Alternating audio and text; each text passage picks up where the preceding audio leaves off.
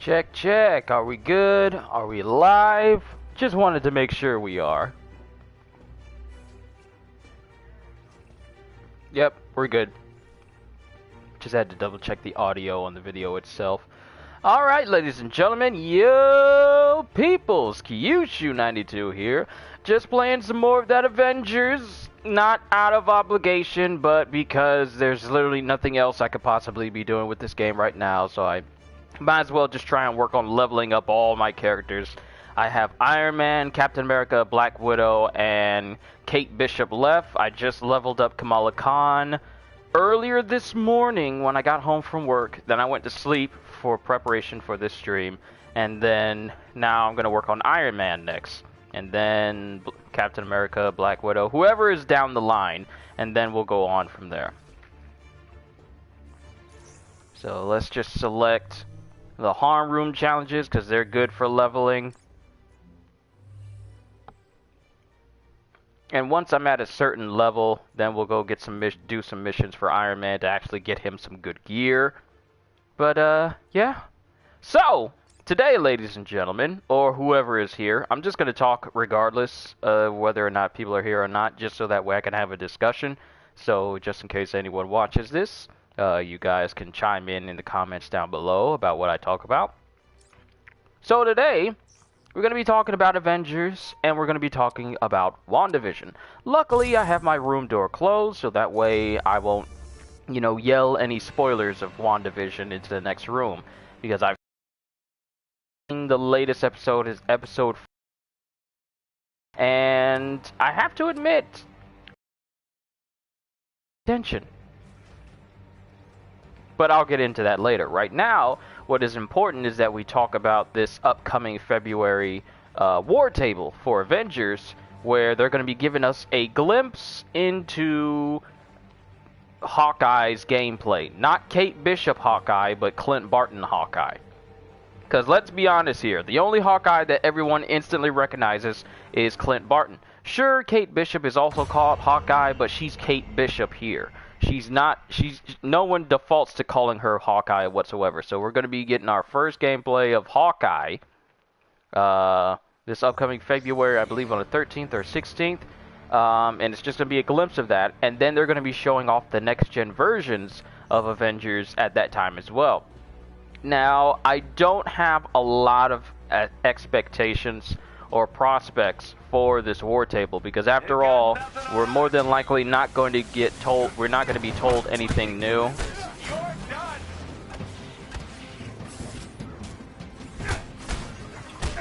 Because it's just going to be the same song and dance.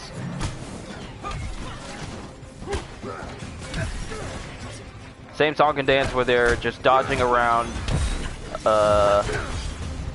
telling us whether things are going to be coming out or not, because let's be frank here, not a lot of people are pretty much playing this game as much as they used to. I mean, the numbers surged when Kate Bishop came out, and those numbers have not reached that same level since.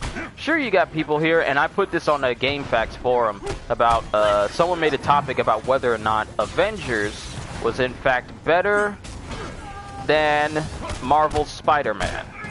Luckily, Marvel's Spider-Man is in no way connected to this game.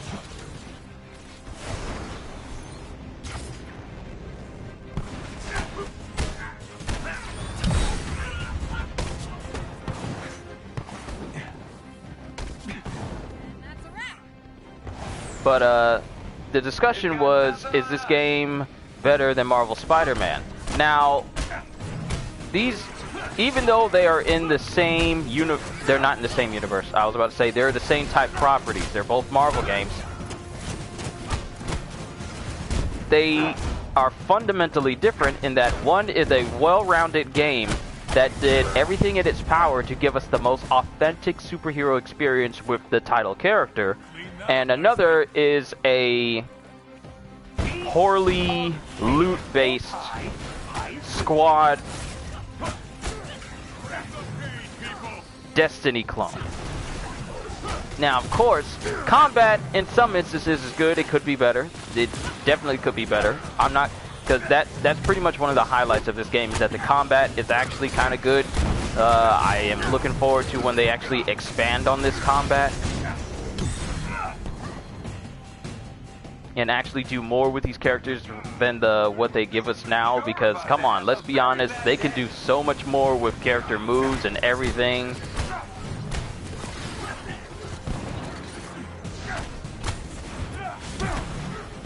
But at the same time,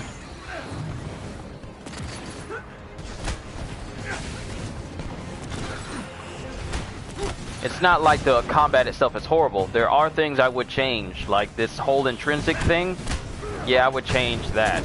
Because being limited all the time, especially when there's enemies here in this game that can fundamentally ruin any of your builds that you have. Like, hey, let's go for a whole heroic build where we get our powers all the time, but let's also have to deal with enemies that can drain our meter down past the point that took us like 5 minutes to build up, or the like. I mean, depending on whether you have special skills that make it so heroic, orbs are always dropping. Spin enemies are horrible. But going back to the topic of whether this game was better than SpiderMan or not, it's not. Let's just be honest here. Let's be honest here. The topic said, is this game better than Marvel Spider-Man? Not even close. Spider-Man gave us a well-rounded, well-written, and quite frankly, extremely entertaining game that was good 100% of the time. And then you have Avengers, where their biggest attribute is, I mean, actually, what is the biggest attribute of this game? I'm just not realizing. What is the biggest trait of this game that sets it apart from any other? I can't think of one. Like, the combat is pretty much a good point.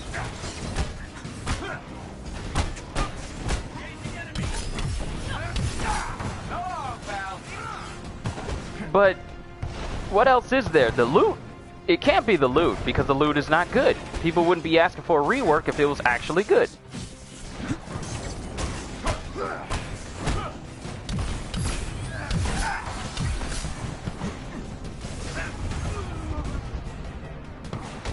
Because as of right now, the loot is incredibly bad for this game, where I feel like in a game where loot is what decides how powerful your character is, you should make sure that that is good 100% of the time. And unfortunately, that's not the case here.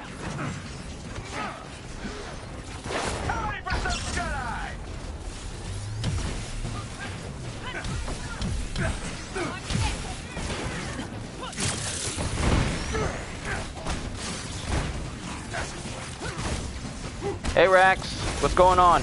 We're just talking about Marvel Avengers, their upcoming War Table, and then I'm going to be discussing WandaVision. Of course, if you have not seen WandaVision, then spoilers will be talked about.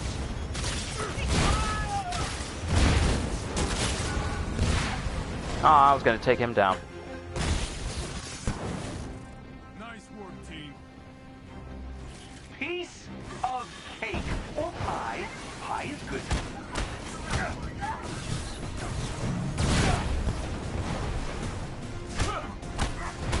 But going back to what I was saying, there's still so many things that this game has to iron out before I can even remotely suggest this game to anybody.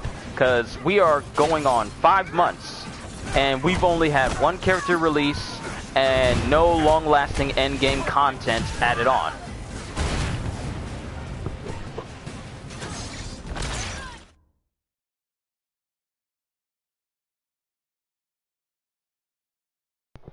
Sorry, there's just some people talking out there in the background. Just wanted to make sure it wasn't coming through the mic. Okay, sounds good. Is this game fun? Okay, here's the thing.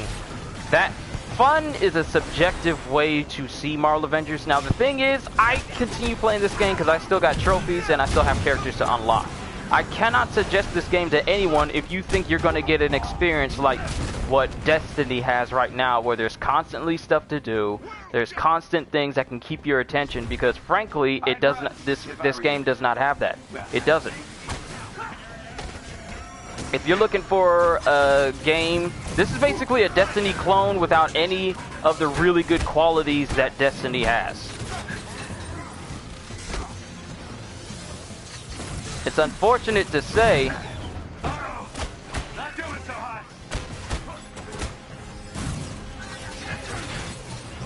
And I'm down. Probably should have got myself some better gear.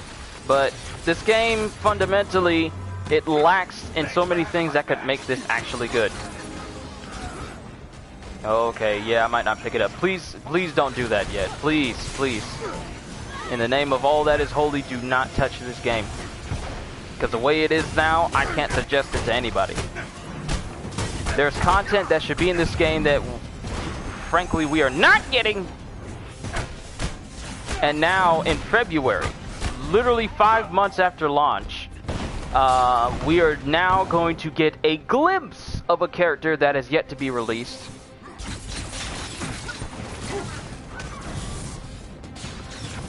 Like, it's not even going to give us a time frame of when this character is going to be released. It is just going to be a glimpse of Hawkeye. You know, a character who should have been in the game at launch. And then we're going to get a look into the next story, I guess, story campaign. I can't really call it a campaign if it's only going to be like a couple of missions. But we're going to get a new look into the future Imperfect storyline that they're going to be introducing. That follows the Kate Bishop taking aim storyline.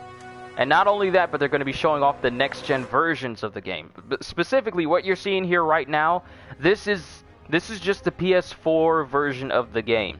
They're going to show up the PS5 and Xbox Series X versions in February. Now, wait, Hawkeye isn't in the game? No. Not in the base game, no. Even though they give him his room, they don't give him... he's not here, actually. Kate Bishop is here. She's here first. But we're going to be getting Hawkeye later. Soon, if you want to go by what the devs say. You know, whenever they have a stream, we'll have more info for you soon. We'll have more info for you soon. We'll have more info for you soon. Yeah, pretty soon, you're not going to have as many people playing your game if you're not communicating with us. That's weird? Yeah, it is weird. It's weird that you have a Marvel Avengers game and you don't have some of the most well-known Marvel Avengers there at the start. Not to mention, they're Black Panther is supposed to be a thing that they release, and we were supposedly supposed to get him sooner, but it got pushed back after the passing of Chadwick Boseman, and we haven't heard anything about it since. Even though we see his helmet in the promo trailer for the future Imperfect, and we see his helmet again in the promo art for the future Imperfect that they recently released this week. Can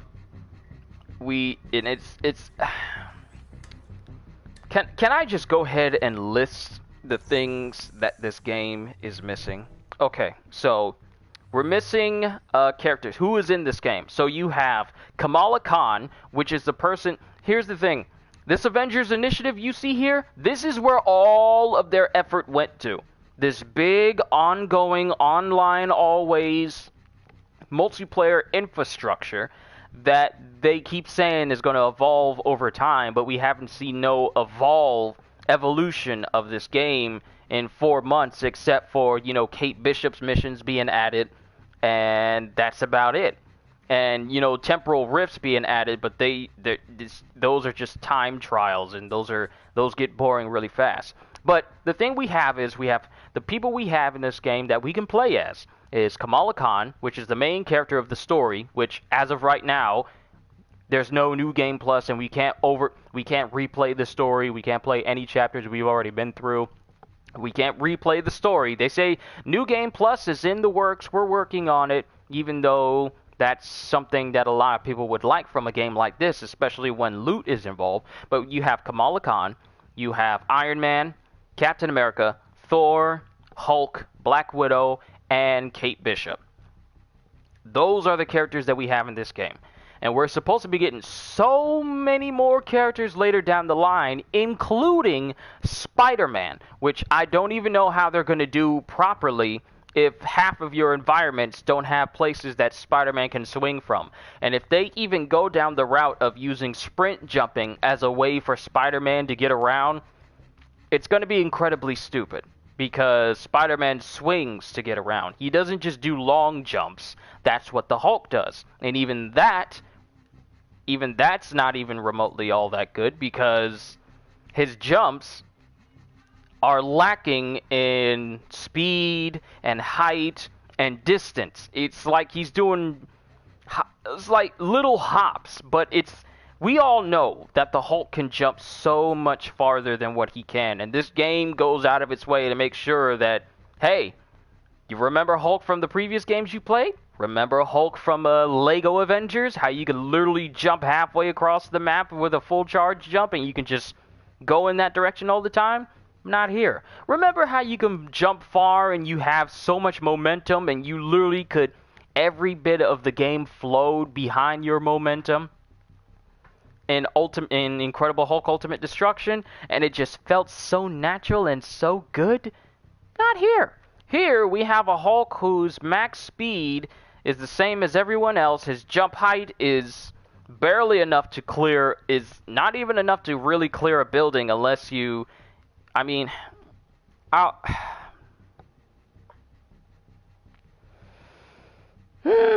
it's just, I'm not trying to rant on this game, but I keep finding reasons to, because it has that many things that are going on with it. But I just honestly feel like they went out of their way to pretty much nerf characters, and for the sake of, oh, we gotta have we can't have, you know what, I'm gonna do this. We can't have our characters be overly powerful because then the balance of the game would be off. But then you center character power around loot, and loot hasn't been good since launch, since all the way back in September. So I'm wondering what type of balance you're looking for, because the loot that dictates how powerful a character is, that's not even balanced. So if their idea of balancing a character is making sure that, hey, we can't have Hulk jumping halfway across the map, because that would make no sense. But the loot, we're not going to mess with that. To contend with, we expect the Avengers should be able to easily prevail. Take out any AIM forces you encounter. But I don't know. I can't say that I have a high level of... and here's the thing. I tend to be extremely optimistic when it comes to things. And I tend to look at the good in things as much as I can. But this game is going out of its way of pretty much destroying any optimism. Now, I'm not going to say that no one plays this game, because quite a few people play this game. I can only pull up the amount of people who are playing this game on Steam charts, but it's not as big as it used to be when it started. And I just remembered that I level up, so I might as well start working on his skills and attacks and everything. Let me see.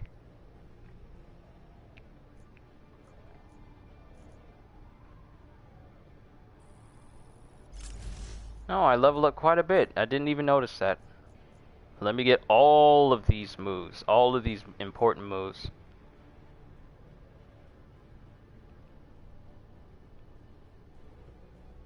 Okay, that's lock on.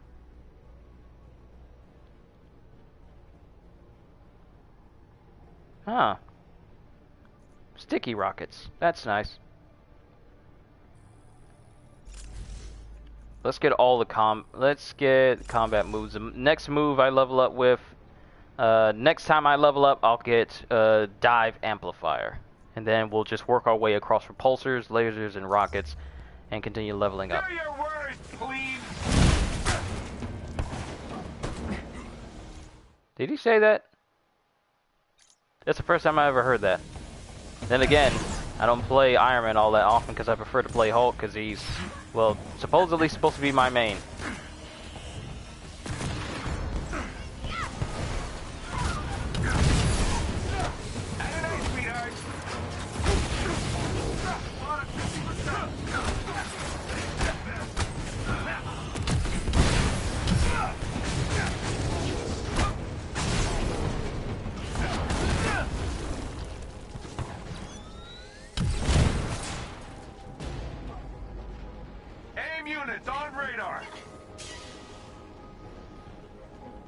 Alright, I got some gear. Let me just look at that real quick.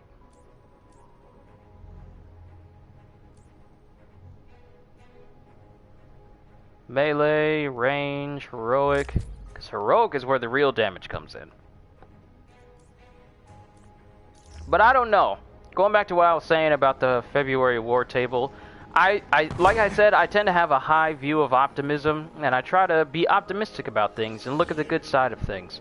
But the game is making it difficult for me to look at the bright side of this game when we've going on 5 months without any real significant, long-lasting change for this game.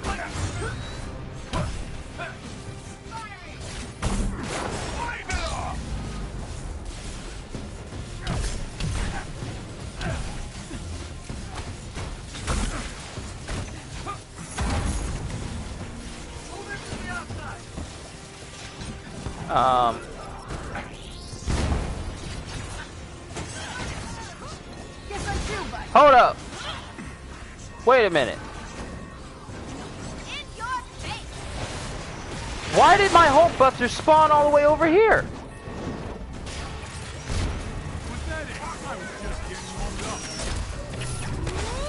See? Okay, let's talkie. Like, why is that a thing? Wasn't even trying to destroy that. There's no...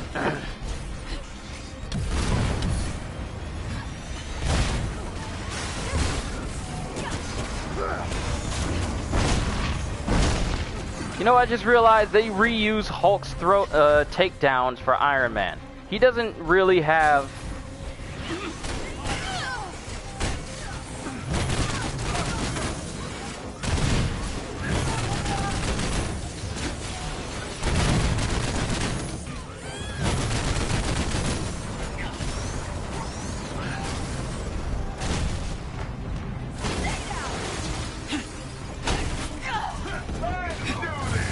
Alright, now we can go and get that last combo move for him. That is the first time I ever had a tracking takedown camera, where it stayed with them when they were doing the takedown. Pretty sure that's not how the game works. It just happened to be by chance that that actually happened.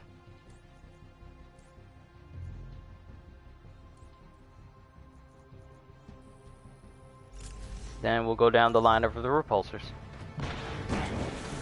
Here's a... Who you gonna call? Hulkbuster!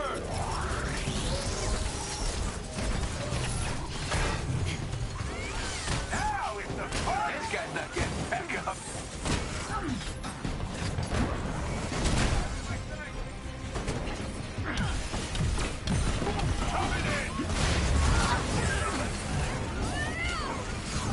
You know, this might actually be good for me to... I'm sorry? This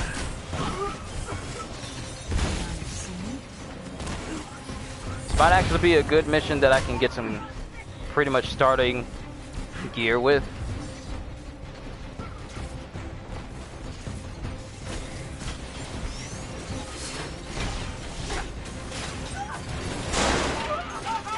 So I might look into that.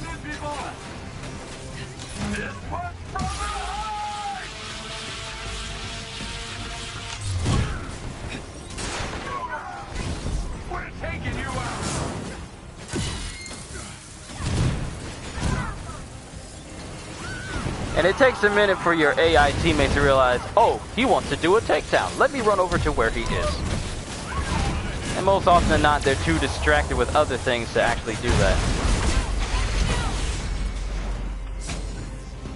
Thank you, kind.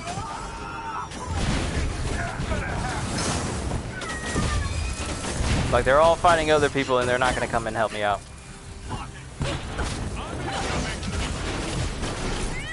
Oh, there's Cap. That's a surprise.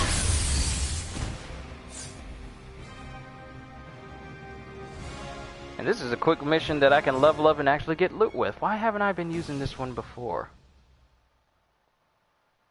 Might need to keep doing this mission to get some good loot. I don't know. And I say good loot, but frankly, come on, let's be honest. This loot is just basic at best. Weaken their capabilities. Alright, let's go ahead.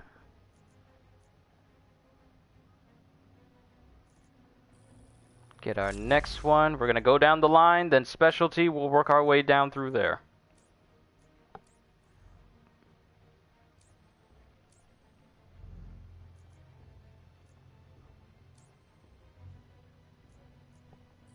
Go ahead and dismantle this. Oh, what? This is better? I didn't know that. Lowers my defense. I'll hold out for something better.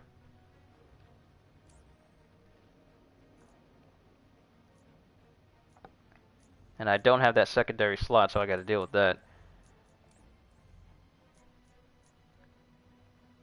Still don't have anything really new for Iron Man, because I'm trying to save up credits. I honestly don't know why.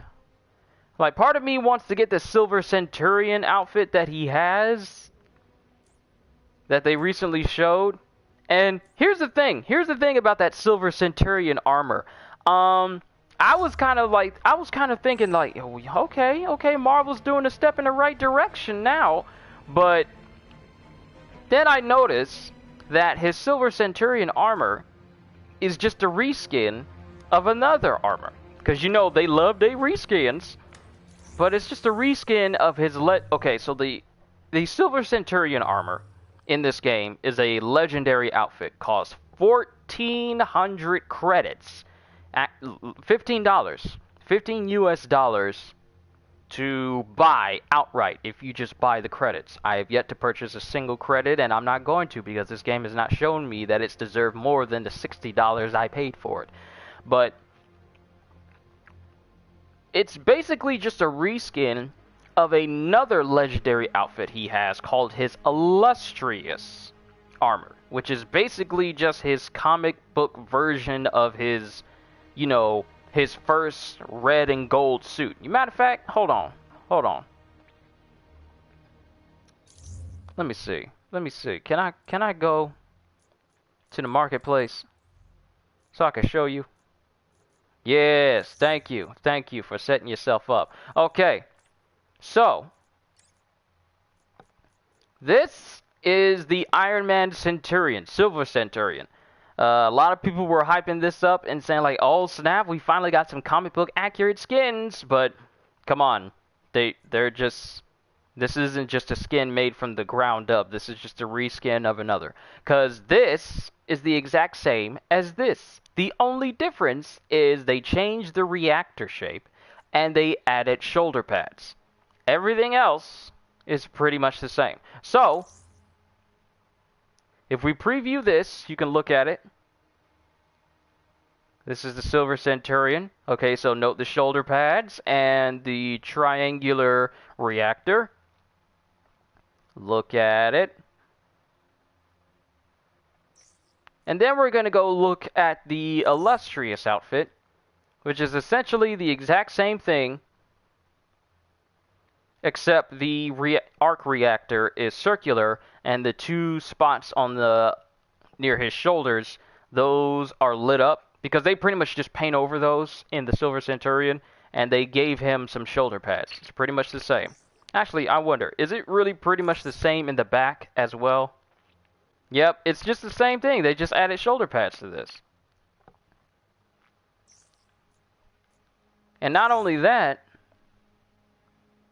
like down where his ankles are, those front bits right there, that's gray. Are they gold on this one? They are, but why are they gold? That makes no... Wait, are they gold, or is that like a blackish sheen? I can't tell. I think that might be silver, but the way it looks in this light, it kind of looks like it's gold. I don't know. I wonder about this game sometimes. Like, what were they thinking when they made this game? What were they thinking was going to happen? Like, okay, here's what we're going to do. We're going to make a Marvel Avengers game that you can play with your friends, and it's going to be a games as a service, because you know those do well nowadays, at least by people who know what they're doing. CD and Square Enix, I don't think they knew what they were kind of doing with this, because frankly it just shows that just because you make a property a live service game doesn't automatically mean it's going to be successful. I mean, they still haven't earned back their development costs for this game because of how much effort they try to put into it. It takes more than just the Avengers name in order to, you know, make a good game. You can't just slap the Avengers on a live service game and just expect the money to roll in. No, the game has to be good. And if you lose pretty much the majority of your player base, of the people who were playing at launch within 5 months, and you don't ever see those numbers creep up to that extent again, then you messed up. You messed up. There's no excuse for that. And it's quite sad that they think that just barely... The thing is, they're barely communicating with people in a degree where we can consistently say, well, at least they're talking to us. But now, I don't even understand the direction that they're going in with this game. Where's that mission I literally just did where I just had to eliminate a whole bunch of people? That is not it. I was just at it.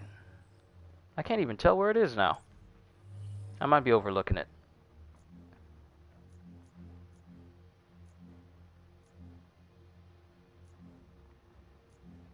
That is weird. Where is that mission? Where's that mission I literally just did?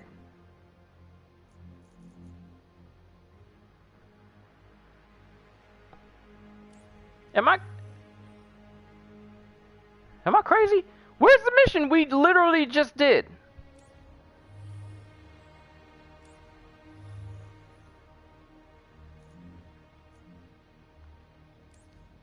Where's the elimination mission we just did? Hold on, let me back out of this. What mission did we just do? And why is it not showing up on the war table? Just a simple elimination mission. That's all I wanted to do.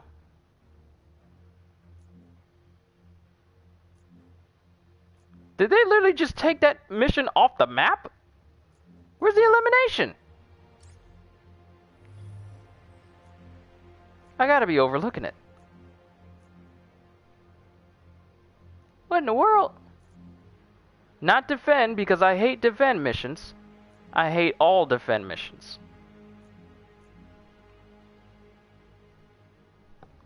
Hold up.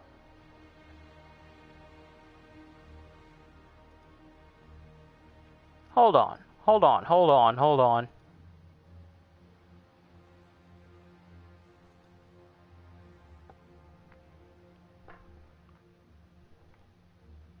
What?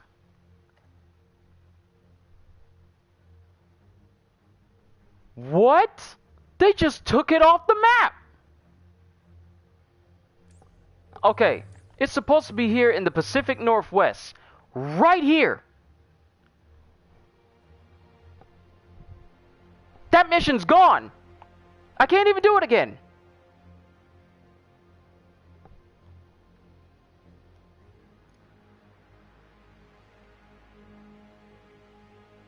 What? Hold on, I gotta be missing something. Ain't no way. Ain't no way. Ain't no way. Hold on.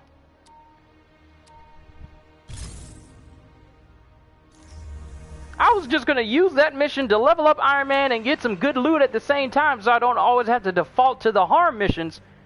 But now, that very same mission is gone. Missions don't rotate that way.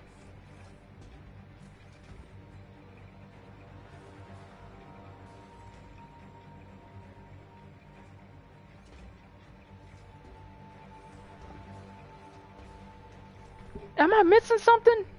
I gotta be missing something. Because that mission was right there next to those other ones. Oh great, I got faction rewards. I don't care. Oh my gosh. Hey there, Avenger. You being awestruck whenever I run up is not going to prompt me to buy anything from you. Let this be a lesson to every single one of you. Do not spend any of your credits anywhere for anything at any of these faction vendors, because you can earn so much better stuff just by playing the game. And even though I say better stuff, but pretty much what the game will allow you to see as better. I don't care about your units. I don't care about anything. I want that mission back. I'd say okay. You're not going to guilt trip me into buying anything from you.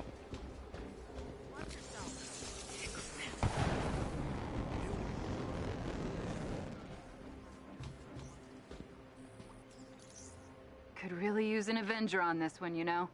You're not going to guilt trip me into doing that either. Where's the outfit vendor? Because I got credits that I basically don't use on anything, so I want to see. Wait, did they even update it? Do they have anything new? And I have it. Simple. Because if I see Joe Fix-It in that spot one more time. I hope you don't forget about me. You're not guilt tripping me. Want to go do some good? So, you think you can do us a favor on this one? Yeah, maybe later. I kind of don't care. Okay. Let's go back to the war table and see if that mission pops up. Maybe it was just in that one maybe it was just an error.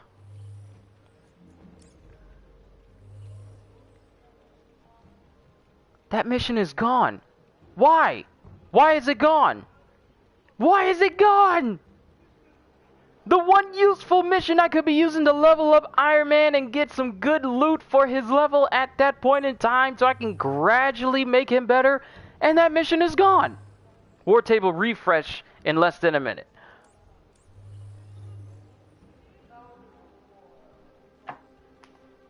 I'ma wait.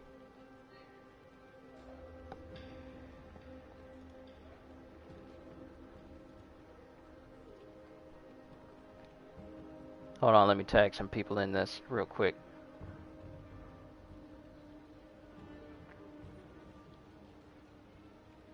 I haven't even gotten to WandaVision yet. And I want to talk about it, but this is odd. Let's see, because the thing is, where my cursor is right here, that's where the mission I just got done doing was sitting. So let's see if this war table refresh is actually able to bring back that mission. Because if it doesn't, how dare you?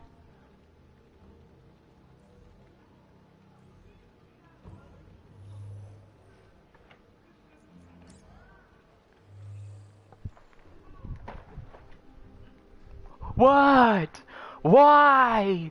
Why? I want to yell. I want to yell. I want to yell right now. Why? Why? Why is it gone? Why is it gone? Why? Why? Why? Why? Why? Why? Why? Why? Why? Why? Why? Oh my goodness!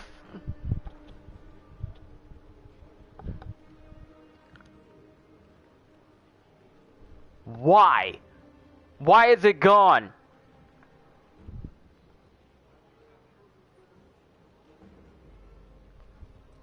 Why? I don't understand it. I don't understand it. Why did that get removed? Why did that mission get removed? That wasn't a one and done mission. Those are supposed to be repeatable missions that you can do.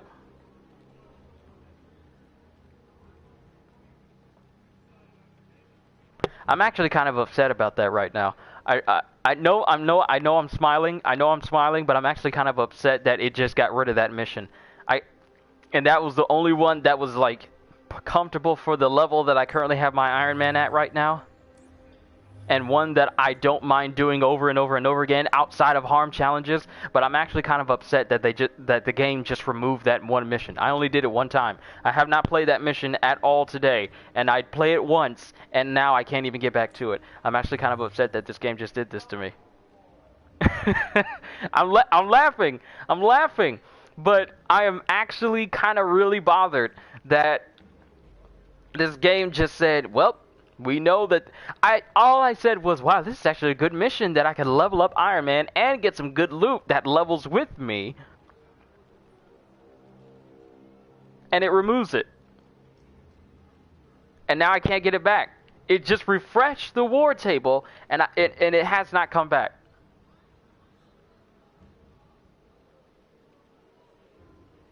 That's annoying. That's really annoying. Because I was actually having some semblance of enjoyment from that. And it just said, well, we saw you enjoying this. And now it's giving me all these defend missions. Missions that I absolutely hate doing. I prefer missions where I'm just fighting someone. And I can't... Wow. How can you do something that bad? How can you allow that to happen?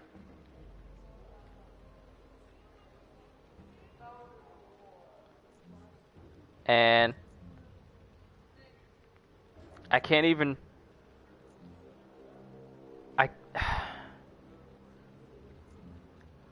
The only thing it's really giving me to do is defense missions.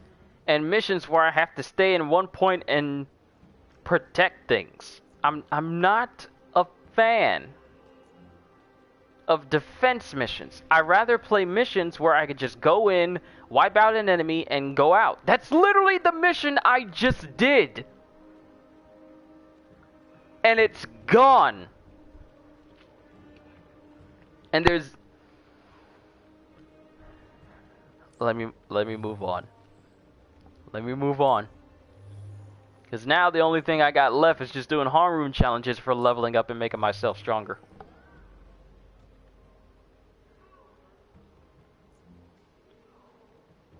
I'm extremely bothered by that.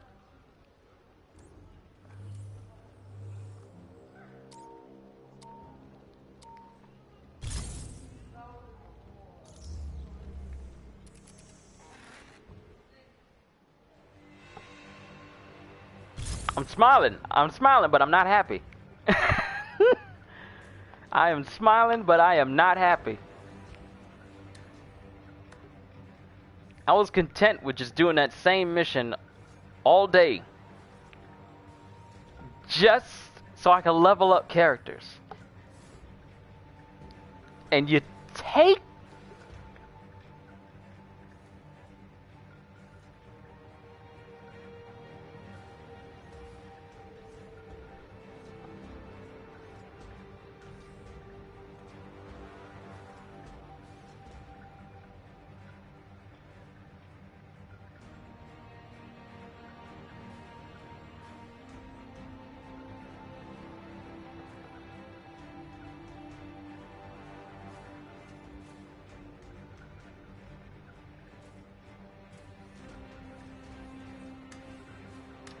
I don't know what y'all expect me to say about this.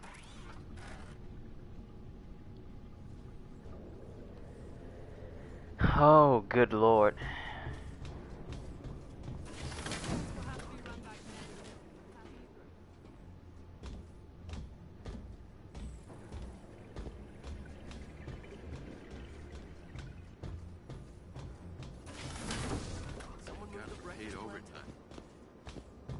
All handmade, all fantastic, all proceeds keep me an espresso for a little longer. No one cares about your espresso addiction.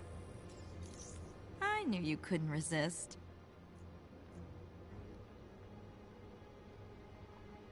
Why is Hulk always one of these different looks down here? Why? I'm getting tired of seeing Hulk down here. I really am. Because if it's not just Joe down here, then it's just a variation of his Joe Fix-It outfit.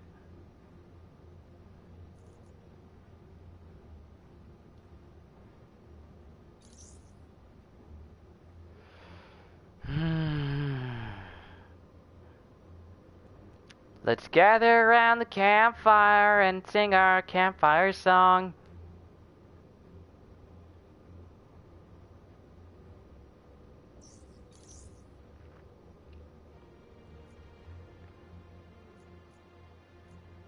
Because let's be honest, what else are you using your credits for if not trying to get some more outfits? So who is this? Is this a Kate Bishop skin? Yeah, it is. Trailblazer.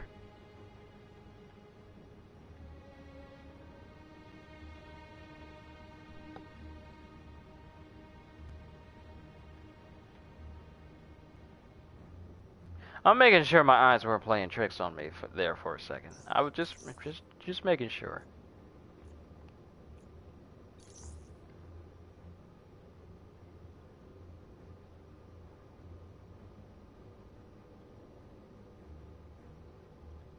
On target.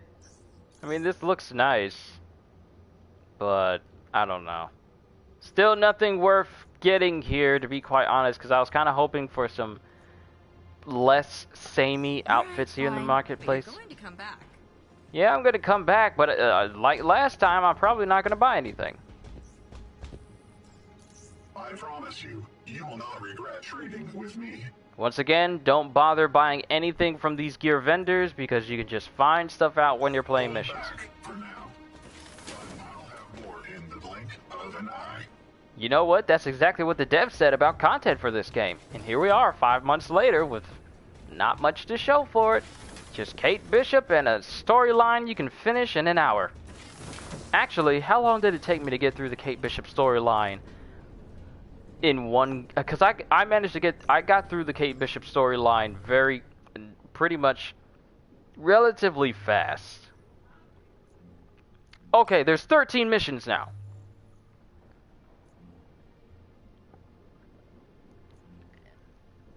What? You just...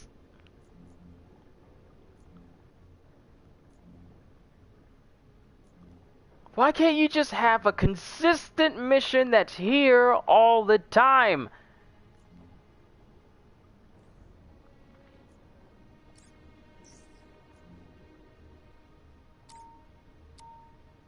Just give me these elimination missions, okay? Just give me those.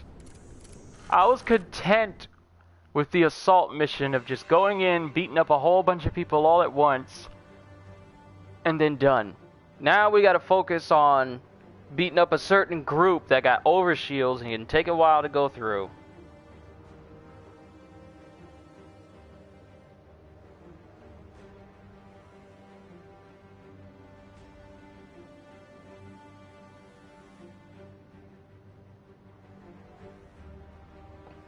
Oh, wait, I gotta start the mission. It's a good thing no one's playing with me, otherwise they would have been annoyed by me talking already. Especially about me complaining. Intel provided by our friends at S.H.I.E.L.D. has revealed the location of an elite AIM squad. We have an opportunity to take them out before AIM can deploy the squad against the resistance. This is a quick hit-and-run operation.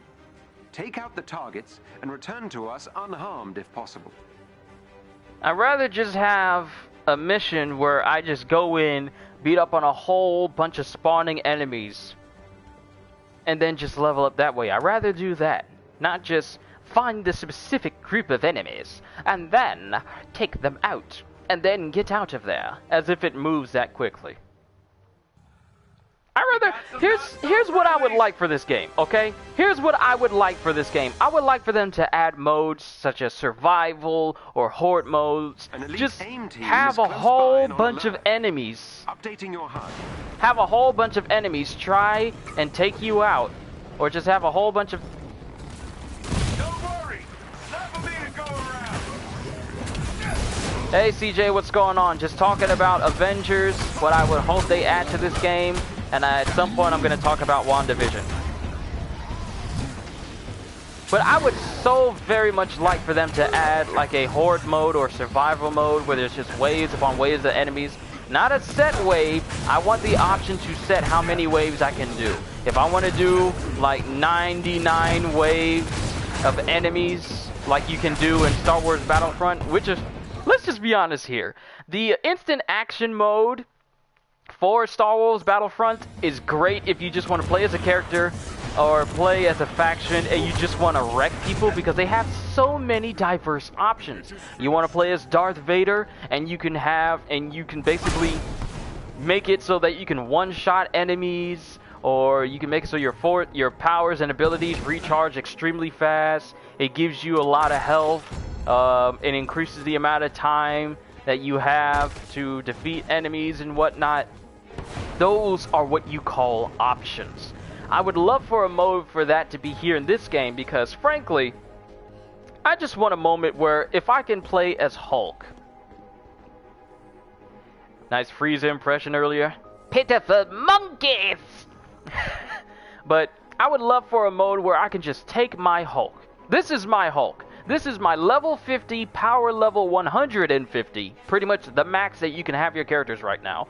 This is him at his max. I just want a mode where I can just go into an area, see a bunch of enemies, and just say, alright, time to relieve some stress. Not that I have stress or get stressed, but time to relieve some stress. Run in here and then just beat up on everyone. I want that as an option. You know how long I would play this game just playing as Hulk and I'm just powerful? I'm just swatting people to the side. I'm throwing things at people and I just feel ultra super powerful and it's like no one can touch me whatsoever. I would love that in this game.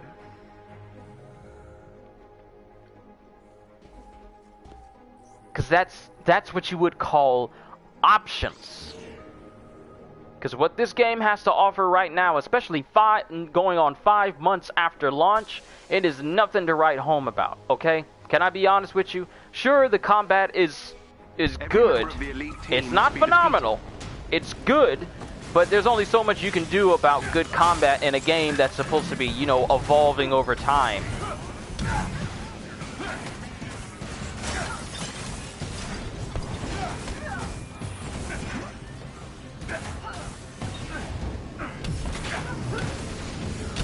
Hey Psycho, what's going on? Just talking about Marvel Avengers, their upcoming War Table in February, where we're supposed to be getting a glimpse of Hawkeye. Not a date or review date of when Hawkeye is supposed to be coming out, but just a glimpse of what he's going to play like at a future date that you obviously know they're not going to reveal because they don't know how to do that right. Some of us are extremely starved for content for this game, and they're just giving us the bare minimum. I still make one weapon. You're looking at it.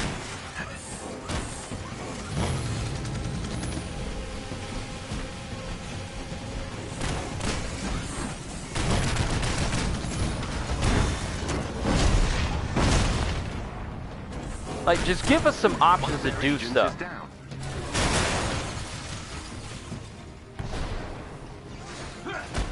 In a game where you're supposed to be playing as Earth's mightiest heroes, you certainly don't feel mighty 100% of the time. A mission giving you trouble? Well, it's because... Or if you're getting killed by an enemy? Well, it's because you didn't have a gear piece that gives you better defense. Not because the enemy scaling in this game is bad, or the difficulty scaling in this game is bad, because it is. But it's because you didn't have the right gear piece. If you get a gear piece that gives you health when you punch people, health when you do a certain amount of hits, or makes it so that your heroics recharge even faster, then you're golden. But that requires RNG, and RNG in this game is horrendously bad. Well done. That squad member has been neutralized.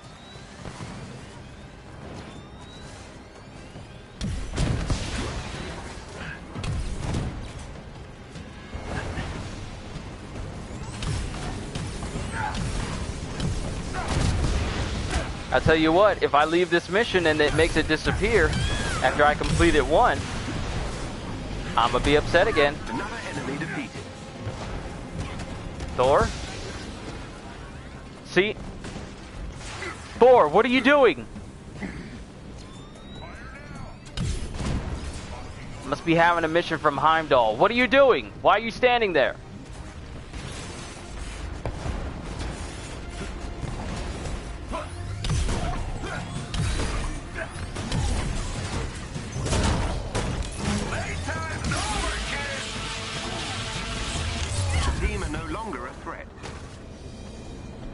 Can I have that gear piece? I feel once you get a mission done, they should automatically absorb and vacuum up all gear that's just laying around the map into you. I know a lot of games actually do that, such as, Good job, oh, I don't know, mobile games and other games as well, but I feel like... the resistance a leg up. Keep it up. Dynasty Warriors 9 Empires is looking promising. I would get it if they get most, if not all, of the cast from 7 and 8 reprising. You mean the voice work? Because let's be honest, Dynasty Warriors 9's voices, I don't know why they decided to not bring a single person back for that. Because let's be honest, Lu Bu doesn't sound as threatening as he used to after 9. It's like, I am Lu Bu. This is my threatening voice. Whereas the guy that was voicing Lu Bu in the previous games was all like, I am Lu Bu! You're nothing but insects to me! Quit wasting my time! You actually felt the power in his voice whenever he spoke. So, I don't know. I actually haven't really been looking into anything related to Dynasty Warriors because after playing Pirate Warriors 4, I was kind of burnt out on Musos. At least good Musos. So, it was like neither here nor there. But I do, in fact, hope. You know what? Let's just put on the best gear possible so we can increase our number. Dynasty Warriors 9 voice acting is lackluster to say the least. Yes, from what I hear, in comparison to like from the previous Dynasty Warriors up until 9, it is in fact very lackluster. Alright, so we just did the Alpha Threat Training Complex. An elimination zone. Okay? We just did that. Let's see if they remove this mission from the map. To the point where we can't do it. Because I was doing a pretty good elimination mission where it was just a whole bunch of people spawning in and I was having fun. I was having fun. We had 13 missions before I did the last one. Why are we at 11? They took 2 off.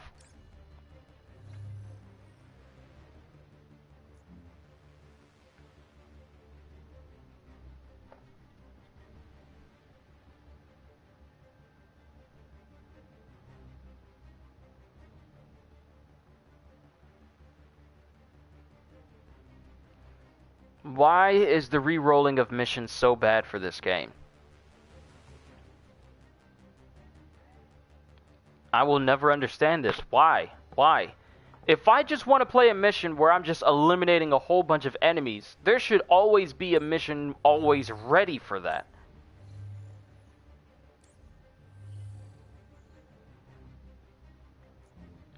Not control threat sectors. Not defense missions, because I hate defense missions. Purely elimination sectors where I just have to go. Excuse you? Just purely elimination missions where I just go in, just beat up a whole bunch of people, and then we go out. That's literally the very first mission that I did for this stream. Aside from the harm room challenges. It's literally the first mission that I did, and I have yet to see that mission pop back up on the map. If this is what they mean by missions are constantly evolving the world of Marvel Avengers, then they need to redo this, because not everyone wants to play what they basically just plop in front of you. Just like, be thankful what's in front of you and just wait until the next re-roll. Because the only way you can re-roll missions, I wonder if I can cheat the system. I wonder if it's possible. Let me try this. Let me go into this mission, then go back to the Quinjet and see if it changes the mission back to the one I want. I'm gonna try this. I'm gonna try this and see if I can actually cheat the game into thinking that it's time to re-roll another mission. I'm gonna see if I can actually do this. Fake arc reactor. We all know how well that went last time. We have to put a stop to it.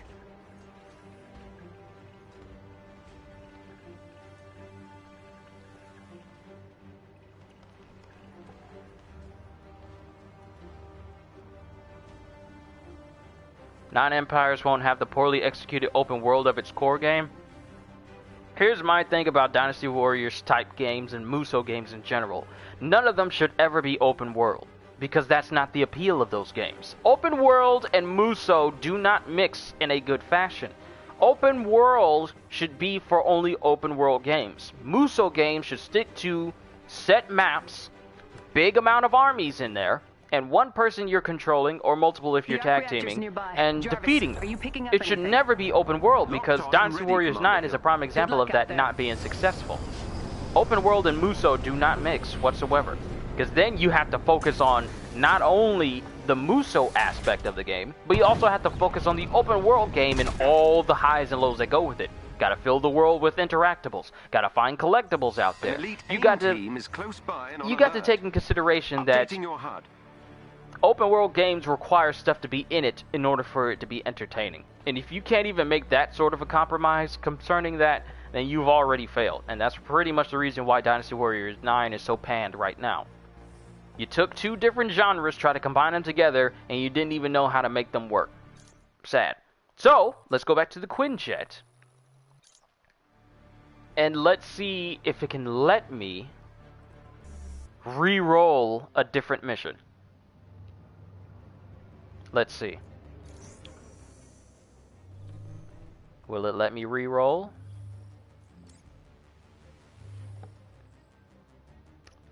Nope, you actually have to complete a mission.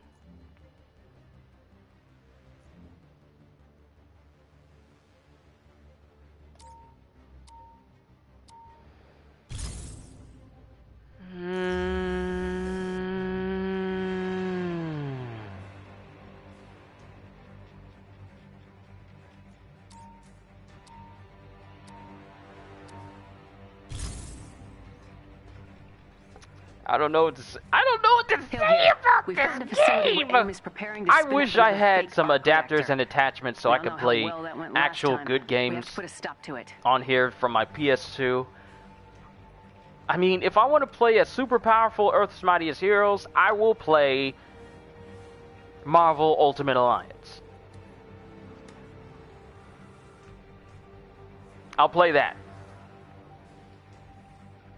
Or if I want to play as a good Hulk, because frankly this Hulk is not all that great, I will play Incredible Hulk Ultimate Destruction. I'm going to find out if there's an adapter I can attach that can put in red, green, blue.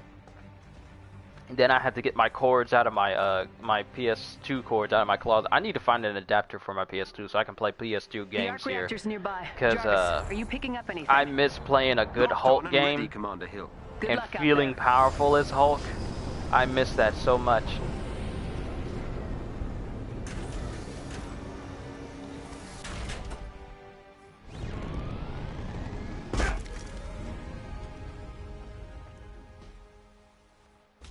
An elite AIM team is close by and on alert. Updating your HUD. Hope these guys ever learn. I hit the wrong button. I hit the wrong button. Wasn't even paying attention and I hit the wrong button. Because I was trying to do... What was I trying to do? What was I trying to do? Where is it? That is not you. Where is his ability that makes it so that he can do a speed boost in the air? Where is it?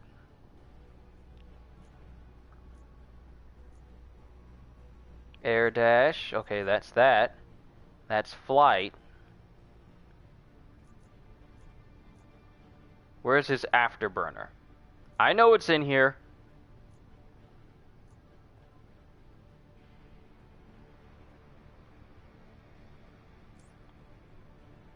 Where is it? I know it's in here somewhere. His afterburner's in here. Flight mastery. There it is. Hold X while flying to increase speed at the cost of intrinsic energy. Why does it have to cost energy to move faster through a map?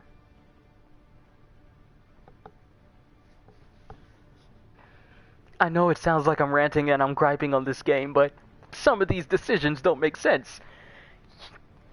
You purposefully...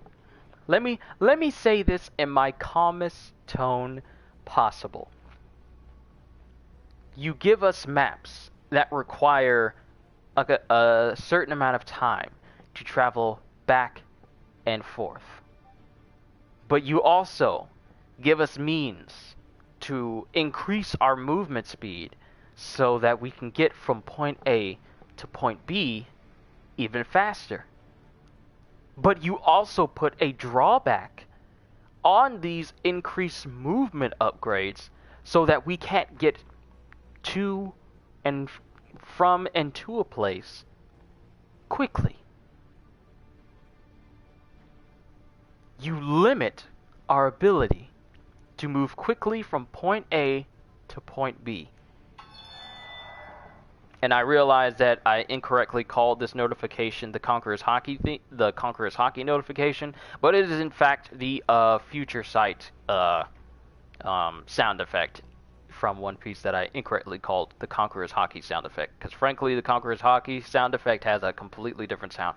But here's the thing. They give us the ability to move faster through an environment. Specifically for Thor and for Iron Man. They're the only two people who actually get substantial speed upgrades. Because Black Widow and Kamala Khan, their swing speed, I mean, sure, they give us the ability to move faster and swing farther, but I've noticed lately that when you try and swing forward and get that boost of speed, that momentum is lost, and it literally does not carry into your movement forward. You swing, and you swing. Let me see if I can do this right on camera. You swing with Kamala or Black Widow, and it feels like when you come out of that swing to carry that momentum forward, that momentum is lost, and then you just go back to regular forward speed. Not swing speed with more momentum, but regular swing speed with no momentum gained. So Thor and Iron Man are the only characters in this game that have a means to travel places. Since they are the only flyers, they have a means to travel to a place faster as upgrades.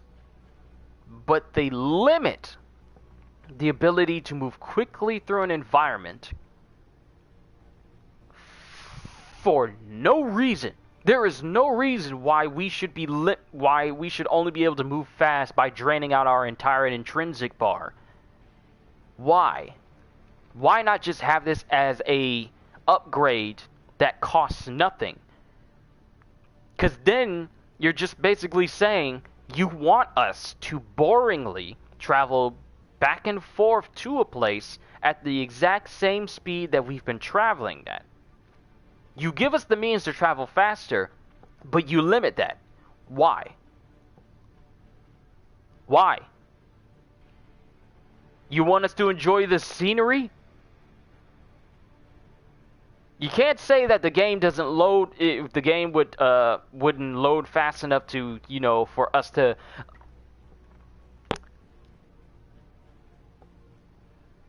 You know what? Let me level up. I want to get that skill. I want to get that afterburner skill and see if it affects anything popping in or anything loading. So I'm gonna level up.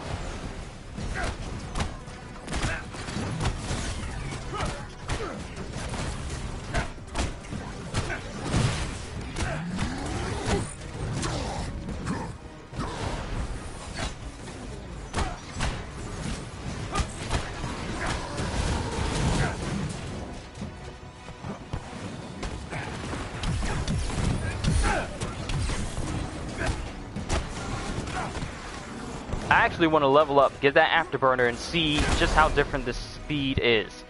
Because for the life of me, I will never understand why it's given a limit. Can anyone here today, can anyone give me a legitimate reason of why they would give our movement speed upgrades for Iron Man and Thor a limit? Head for the location on your HUD. That makes no sense. Because it's not like we can't comprehend the speed that we're moving at. Because this is like flying slowly in Anthem. There's a shield cache near to you. You think Hill means for this stuff to be creepy?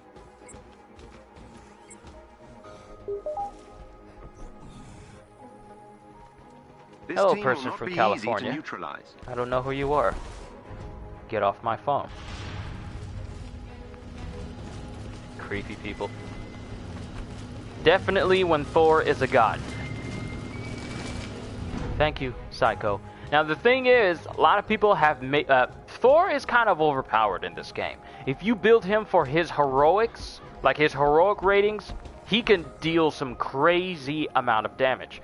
But my thing is, Hurry to intercept the team. Jarvis, please be quiet. I really hope they give us the ability to limit how often Jarvis talks, because frankly, him talking all the time, yeah, not appealing. I get tired of that. But when Iron Man can fly, and Thor can fly, and you give us upgrades to make them fly faster, why would you limit how long we can use those boosts? So I'm almost halfway to leveling up. As soon as I level up, because I'm gonna go through this whole map. I'm not trying to rush through this mission because frankly I kind of don't care about what else is here. I really don't care. It's sad when I say I kind of don't care about anything that's going on here in this game. I just want to do this one thing to prove a point. But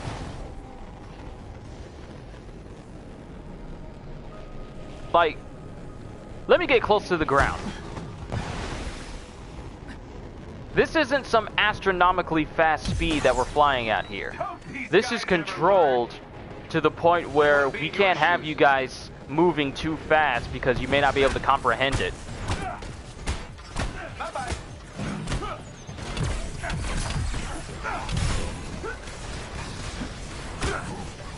I can only imagine what they're going to do for Black Panther when it comes to movement. I'm actually kind of concerned about that now. What are they going to do to make Black Panther not seem as powerful as he is? We got some not-so-friendlies. Please let me level up. Let me get that afterburner. I want to prove a point.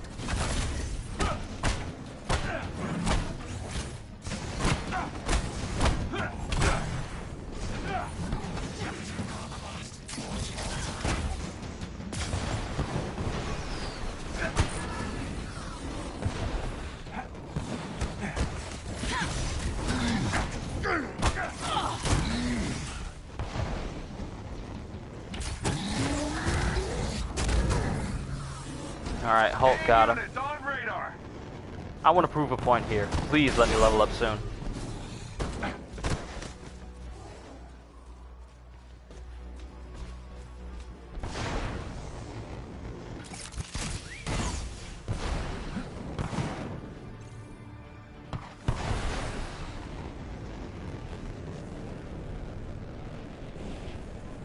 And let it be known here, okay?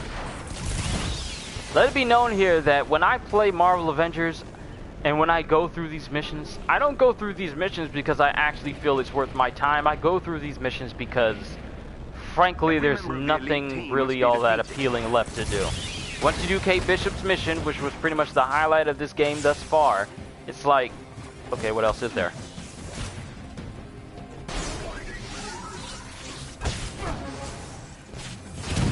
Gotta get something off my chest. Got something in your eye?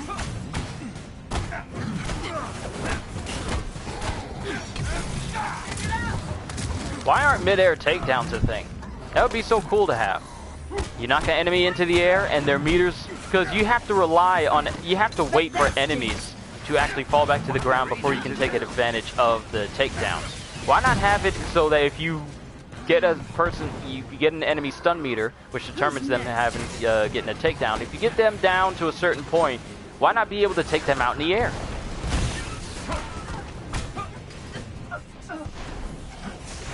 You see how these enemies keep spawning in? Give me a mission where that's happening all the time. Just enemies everywhere. I want to be bombarded with enemies. You know, enemies that are scaled properly. There we go. Alright, alright. Let's go ahead and get this afterburner skill now.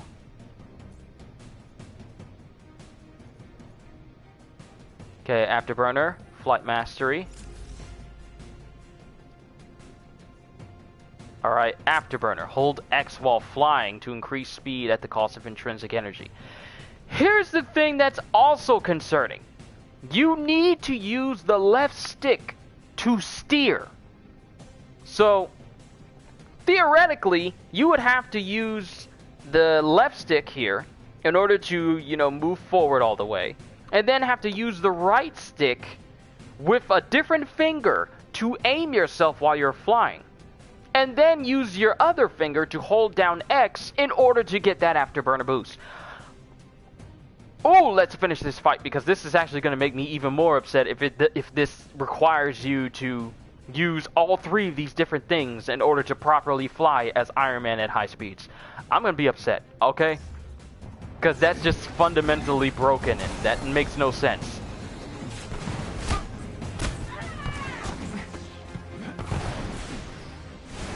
Because you can't turn this way with the left stick. You cannot turn with the left stick. You can only strafe left and right with the left stick. See? So you can only do this. So if I hold X, and you see how... Okay, you see that? Why does it drain the bar so quick?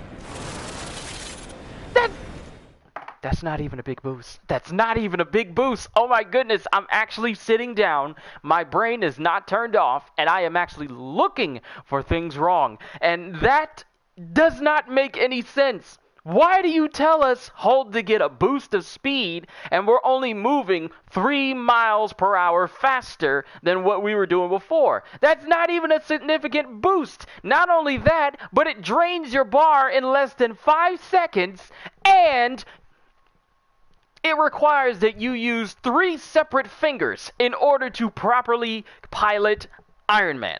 Why is this a thing? Why is there a limit to how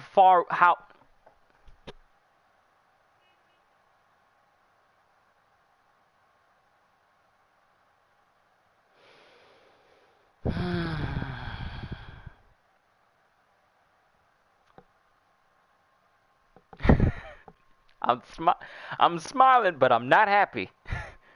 Why? Why would that make... Why does that... Why... Who thought of this? Why? Your main method of transportation, you give us an upgrade to fly. You limit how... Okay.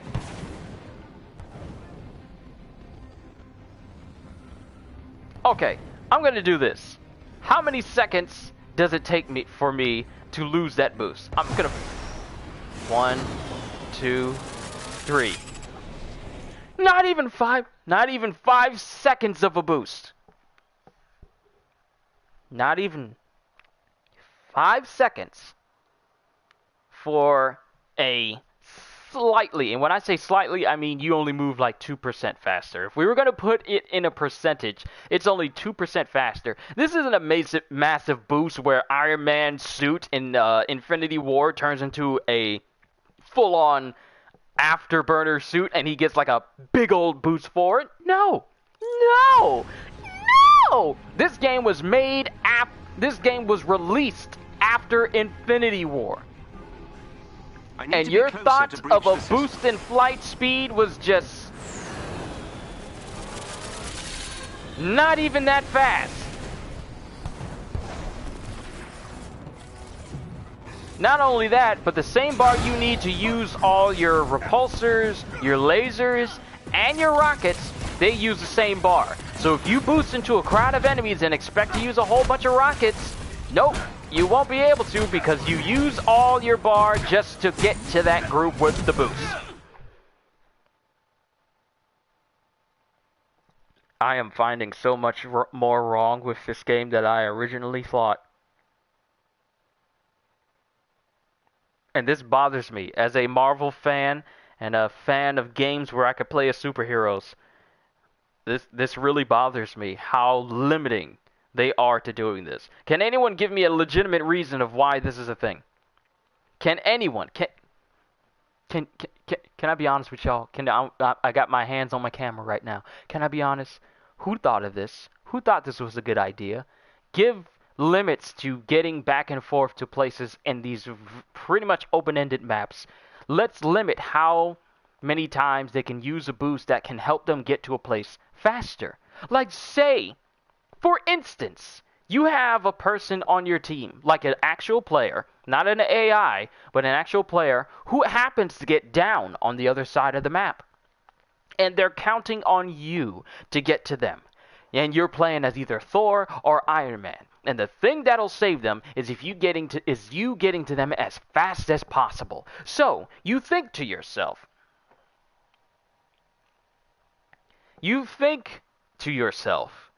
I got this upgrade that can help me get faster. And you don't pay it much mind. You just see it in the description. It says, hold to get a temporary boost of speed. And you think, maybe this will help me get to them faster. You try it out, and you are flying. You get a short boost. They only have a couple of seconds left. Then you just continue flying forward. You got to wait for your bar to charge up, and then you get a boost for 3 seconds. And then you're flying, and then you let your bar charge up, and then you get a boost for 3 seconds, and then you fly, and then you let your bar charge up, and then you get another boost for 3 seconds. Now, mind you, they're at least let's say they're about 400 meters out. It takes, I don't know, how about this? So, fast travel should be more readily available. Here's the thing, fast travel would require, loading screens. And the way they built this game up, they don't want loading screens in the middle of their missions, aside from the elevators. Those are essentially your fast travels because it's putting you in a whole new zone. Elevators in this game are essentially the loading screens in the middle of a mission. Fast travel, I would not suggest it for this game because, frankly, it would not have that much of a point. I would much rather they focus on increasing the movement speed of the people in the game already, rather than having to rely on a fast travel system. Because if these maps are this big, and they expect us to spend so much time in them, you would think they would give us the option to get back and forth to a place quickly. Because this speed right here, this flying speed, this is nothing to write home about. This is controlled speed because they don't want people to fly too fast for whatever reason. Makes no sense, considering we have other games where we can move at high speeds, no problem, with heroes. Like, you got Batman. He can move at fast speeds. He can launch himself from his Batmobile and Batman's gliding speed is faster than this. Especially when I dive bomb. Batman's gliding speed covers more distance, and Batman only glides. Iron Man flies.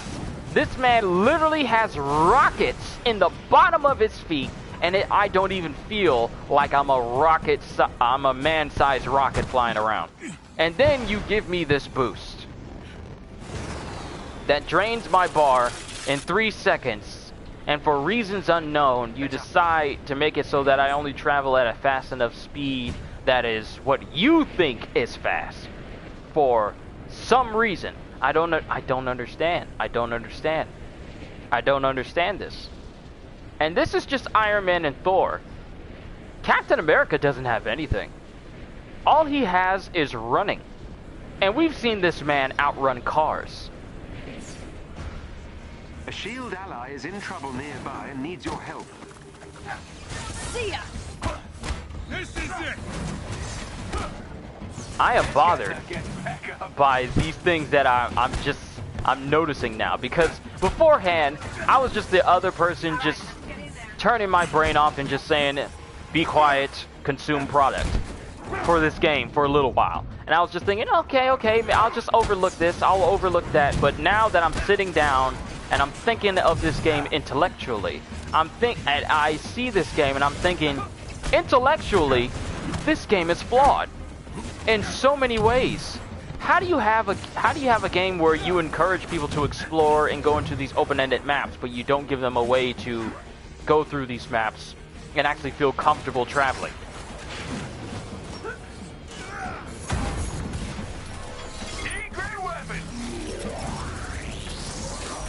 I don't understand it. If I want to play as Thor and I want to get to a place quickly, I better be able to get to a place extremely fast. What is the reason? There's no reason to limit how fast we can get back and forth to a place. Do you want us to spend forever going back and forth to a place? Because that's boring, okay? If traveling to and from a place is boring and your person can fly, something's wrong.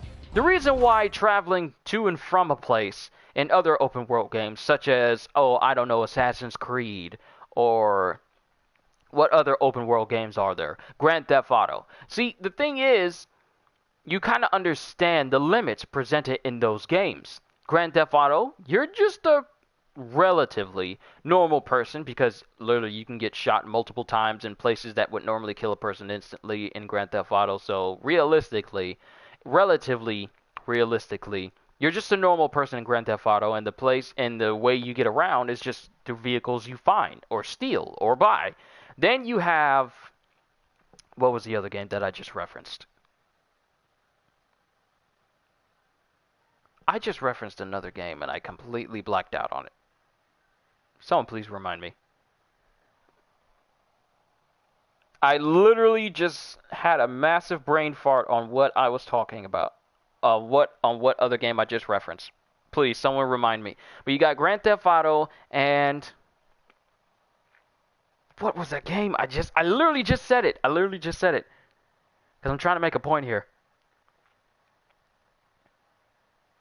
Ah, Assassin's Creed. Got it. I got it. Assassin's Creed. Assassin's Creed, it's believable because the places you're set in require you to use whatever vehicle is presently there for you or fast traveling. But you have a game here where two of your people can literally fly at high speeds. I'm not asking that you give us subsonic speeds where we can just cross the map in like 5 seconds because that's stupid. But come on. If your map reaches farther than 500 meters or can reach up to 500 meters or there's a extremely large, considerable amount of distance between one point and another and you expect us to run there, just run there and fly there, there better be some movement speed upgrades that come along with this. But no, we got Iron Man flying this way. I'm going there. I told myself I didn't really want to rant about this. I was just going to talk about Avengers and the War Table and then talk more about WandaVision. We're going to get to WandaVision, but I got to bring this up. How dare you make a Marvel game where two of your people who can fly are limited in how fast they can fly? There is literally no reason why you should do that. Why? Especially when you give us these open-ended maps. There's literally no reason to limit how fast they can move in a place where you're expected to get from point A to point B. You want to know why the movement is so lackluster in this game? It's because it doesn't feel fast enough, and it doesn't there's no momentum in this game, okay? Places that are open-ended feel boring and a slog to travel in due to the fact that we have to deal with the slow running speed or slow traveling speed. Hulk feels boring to run and jump with because frankly his sprint speed is ridiculous. Why? I don't know who thought it was a good idea to give Hulk such a, pardon me, slow sprint speed when we know that this man is capable of moving at blitzing speeds. I don't know why they gave him such a slow sprint. You can't tell me, well, Hulk is a big guy and he's all full of muscle, so of course he can't move all that muscle quickly. I don't know what type of Hulk you thinking of, but the Hulk is fast for his size. If he's able to catch people like SpiderMan and even Quicksilver, and he's able to literally move so fast that he appears like a blur, Hulk is fast. I mean, look at the Ang Lee Hulk from 2003's Hulk movie with Eric Bana. That Hulk was fast. This Hulk, it's like Hulk heavy, Hulk moves slow, Hulk is sluggish because Hulk is a tank. I know a couple of tanks out there that can move faster than most cars today. So I tried to hit the console. I tried to hold it down and it immediately made me punch. I didn't even move, I just tried to hit square. What was that? So this whole movement theme for these heroes, it desperately needs an upgrade. Hulk doesn't need to be doing these lackluster jumps. This man needs a charge jump. This man needs a way to launch himself forward at a fast pace and chain that jump so that I am soaring. Like, I'm gonna play as Hulk next because I'm gonna play as Hulk next because I just want to point out why it bothers me that they don't even go the extra mile to make sure that these characters feel as powerful as they should be and be more comic accurate. Because this is actually starting to bother me now. And oh my goodness, I don't understand this. I have to use 3 separate fingers to not only aim. Will take some time. Keep the area clear, but stay in range of the control point. Have new followers. Oh, sweet. Thank you, Ronan's life. But you have, I have to use 3 separate fingers in order to fully pilot Iron Man's 3-second afterburner boost. So basically what they're saying for this is they expect us to only fly in a straight line with this boost. Because if we can only control it, if we can only, it really doesn't make much sense. I expected that to happen. Someone please save me. I don't care about this game's, I don't care. Oh wait, they're already taking them out. I don't care about whatever mission completion rating I get because I don't care. Heads up, we got company. I literally don't care.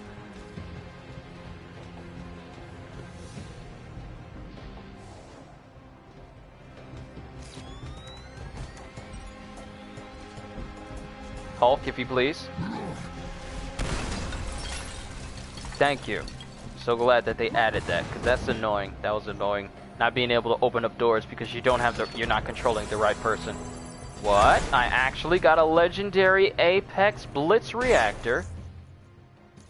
Well, that's a surprise to me. And did I level up again? I did in fact level up again.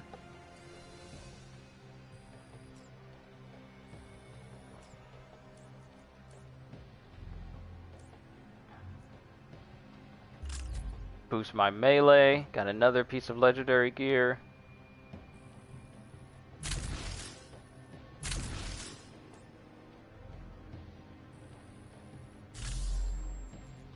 This is all just to boost my power, because I frankly can't care any other way. But I just... Why? So you only want people... Like, what if I want to use my boost and then make a U-turn? I can only make that U-turn within 3 seconds, otherwise that boost is gone. Why limit boost speed? Why? Seriously, I'm asking you, my audience. Why limit the boost speed of flying for characters such as Thor and Iron Man? What legitimate reason can you come up with? You can't say, well, it would be unwieldy if you use it indoors. No, it wouldn't, because there's so many straight pathways indoors. Try again. So please, someone give me a legitimate reason of why they would limit flight speed. I'm actually gonna make a post of this on Game Facts with the PS4 crowd, because not a lot of other boards are active. And I kind of want to have this discussion with them. I'm probably going to bring it up after I'm done with this stream. Need more time. Keep the area free of hostiles.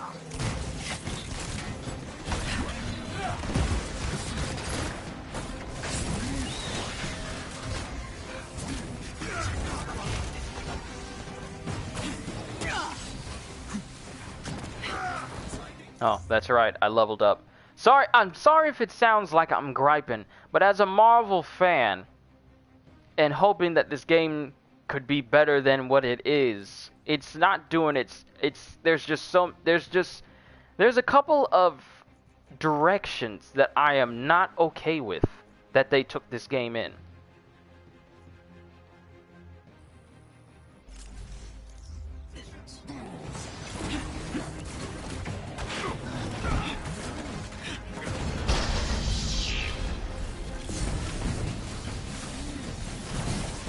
I'm through the first firewall. I'm working as quickly as possible.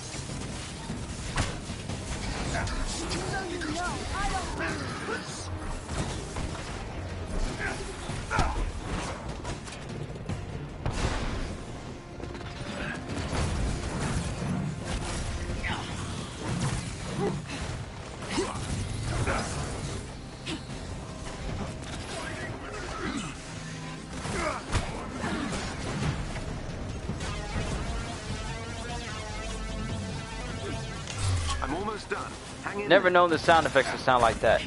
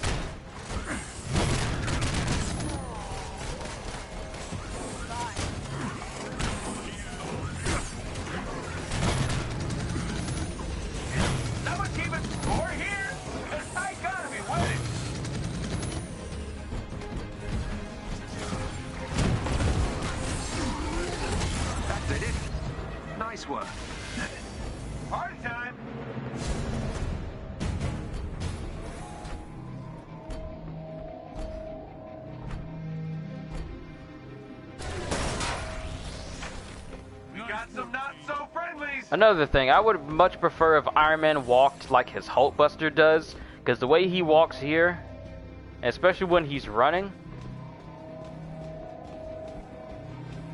because you don't really notice it from the back, but when you look at him running forward, it feels like his armor is just weighing him down and it's so heavy, even though that's not something that usually happens with Tony, because his suit may be armor, but it's lightweight enough for him to be extremely agile, so him running this way is almost like, oh man, this armor's really heavy. Why am I running? At least give him like a commanding walk.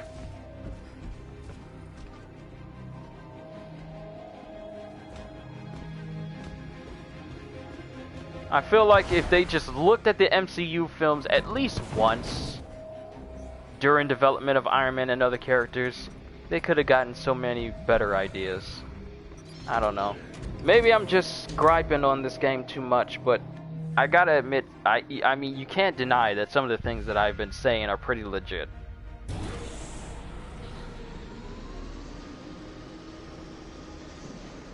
There's usually a conversation going on between these people, but now there isn't. And let's not forget that a next-gen version is supposed to be releasing soon, and people have been playing this on the PS5, and the loading times are shorter. So conversations between people on the elevators are cut short when you're playing on the PS5. Well, I can only imagine that that's going to be even shorter when the actual PS5 version of this game launches. So now all these conversations that they spent so much time on, you know, having banter between characters, you're barely going to be able to see any of that once the new next-gen versions actually pop up, because the loading's going to be so fast that you won't be able to actually enjoy these conversations anymore. So I wonder if they actually thought that through. Now it's a party!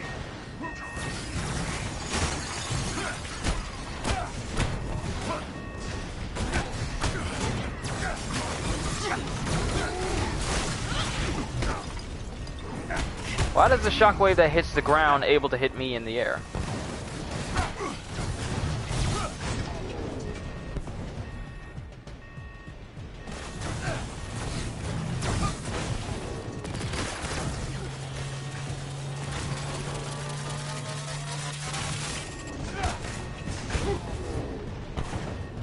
And I don't know. Let me look at my skills. Is there skills that make it so that I can actually get some intrinsic energy back? Or is that a no? Intrinsic ability. Oh, utility. Let me see. Because let's be honest here, this afterburner is pretty much useless. Why give me a boost if I can't actually...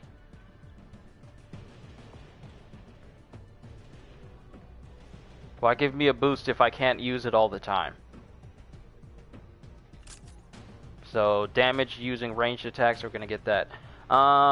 Instantly generate 15 points of intrinsic energy, so I'm going to need to invest in this in order to get my intrinsic energy up in order for me to take advantage of, you know, my rockets, repulsors, and lasers. So, what do we have here? Increased damage from all attacks while overcharged. Yeah. Well, that's another thing I'm kind of annoyed with. When you get... pretty much all characters have old overcharge except for Kamala Khan, I believe, and it requires that you keep hitting enemies without getting hit. But if you get hit once, you lose that whole bar. It's not like, oh, it reduces it a certain degree. No, you just lose that whole bar. Why even? Why? I mean, and the thing is, once you get your overcharge up, it doesn't even last long. It just drains out. The moment you fill it up, it immediately drains out. So you either got to use it then, keep hitting enemies, while also dodging enemy attacks, including projectiles and everything. You literally have to be untouchable in order to take full advantage of overcharge abilities. And that's literally impossible in this game, because all enemies like to gang up on you all at once, and you literally have to have the Sharingan in order to track everything that's happening in that same second, and to avoid getting hit by a stray bullet that comes out of off the screen that you don't see. Or one enemy tries to punch you, you block him, and another one punches you, and you're still in the animation of parrying the other one, and you can't just dodge cancel and then do another parry. It's just too much you got to do in order to keep an overcharge going. I feel like it looks like it's simple in explanation, but execution and keeping it going all the time, that needs work as well.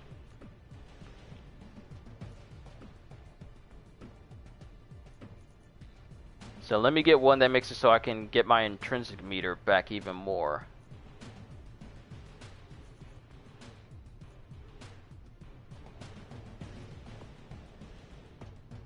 Okay, regeneration speed of base intrinsic energy. Let's get that.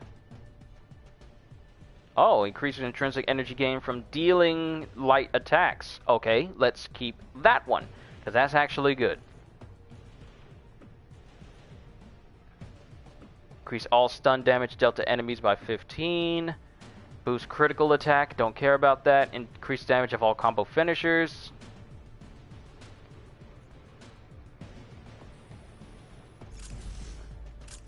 Increasing stun means that I'm going to be hitting people harder, which in turn will make it so that I can eventually get to the point where I'm taking them down and making them drop heroic orbs, which will help me replenish my heroic abilities.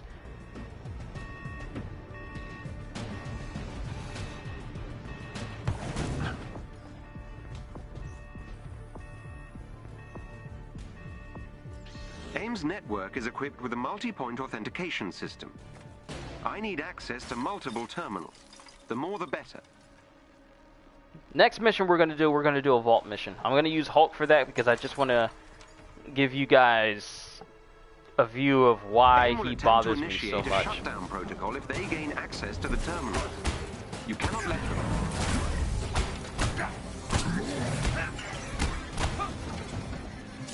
That helps, thank you.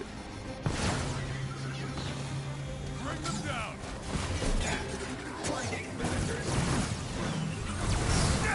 Don't blink. I'm inside AIM security system.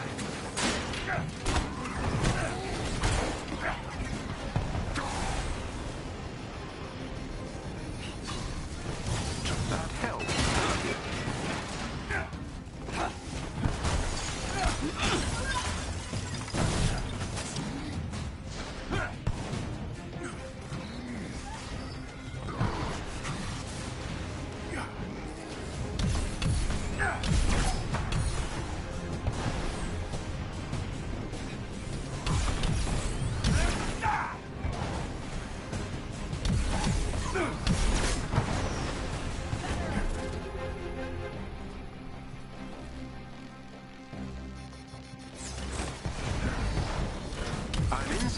Security system. Someone keeping score here? Cause I gotta be winning.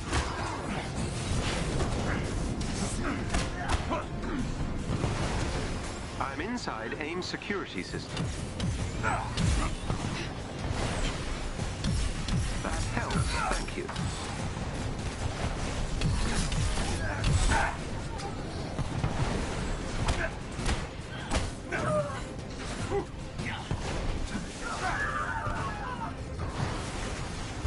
Initiated their shutdown protocol.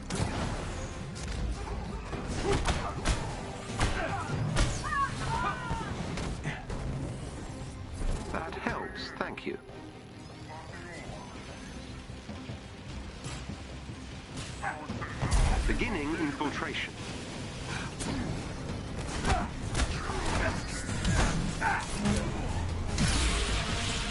I'm inside AIM security system.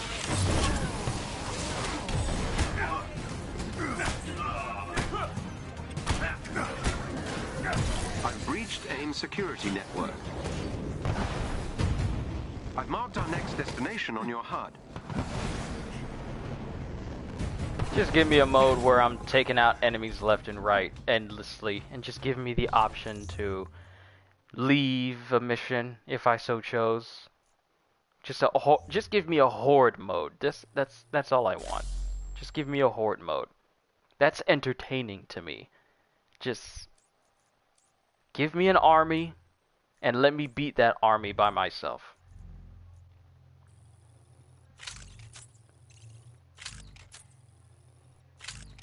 Also, for inventory, give us the ability to massively dismantle stuff. Because the only way you can massively dismantle stuff in this game is if you put it in your locker. And you can only massively dismantle things from your locker. Not your inventory. It's only at your locker. Which makes zero sense because we spend more time in missions than we do in the hubs that they give us. So, yet another oversight on their part. And I know it sounds like I'm coming down on the devs for doing this, but come on, they knew better. They know better. There's no excuse for why this game was launched the way it was. And even the most simplistic of designs and additions to this game you just left out for whatever reason. Then you expect people to buy stuff in your marketplace? They just automatically assume that we're going to launch this game. The thing is, they automatically assumed we're going to launch this game as a service. And we're going to make so much money because people like Marvel. Just thinking that many of us were just, you know, straight off the street, had no idea what a video game was, had no idea what a microtransaction was, and just thought we were just going to automatically buy into it. And they actually thought, and the thing is, they still haven't covered their dev costs for this game, which goes to show you that y'all knew y'all messed up. Y'all know better. But let me go ahead and increase the power of some of these so I can boost my overall power rating so I can actually start to get some better stuff. I also like how they gave us a Kate Bishop pack. That you can't actively search for in the add-ons for this game. You actually have to go into the PlayStation Store and then look up Marvel Avengers in order to find the pack because they done jacked up the whole new add-ons category for the PlayStation Store. So now it's even harder for us to find out anything new for new add-ons for games. They just show the games themselves and not the specific new add-ons themselves. Incredibly stupid decision on Sony's part. But they gave us a Kate Bishop little PlayStation Plus pack for us PlayStation Plus owners. And they gave us a deep purple outfit for Kate Bishop and 100 credits. No, my mistake. Not credits, because credits is the little currency up there that says 800 on my screen. Not the one that is 27,000 that I've gained over the point of playing through this game. But 800 credits is the left currency, and the units are the right currency. They gave us 100 units.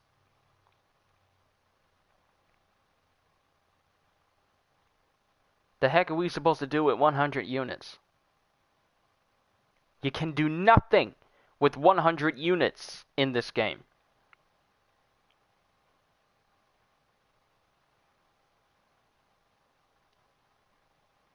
You give us a currency with this PlayStation Plus pack that literally means nothing. You can't buy anything for 100 credits. Nothing meaningful for 100 credits. So say you've spent all your credits. I'm about to rant again. Say you spent all your credits. Say I spent all 27,000 of my, not credits, units. 27,000 of my units. I keep getting them confused because they're so inconsequential. Say you spent all 27,000 of your units, and you get this 100 units from this PlayStation Plus pack for Kate Bishop. What can you get with that? When we get done with this mission, let's go to the vendors and see what you can actually buy with 100 units. That is what we're going to do. Before we get to Hulk and show off why he upsets me so in this game, let's see if we can find what you can buy with 100 units in this game. And I got new comics. I don't care. Just a new Kate Bishop comics. Someone actually went out of their way to get all the comics for a full set, and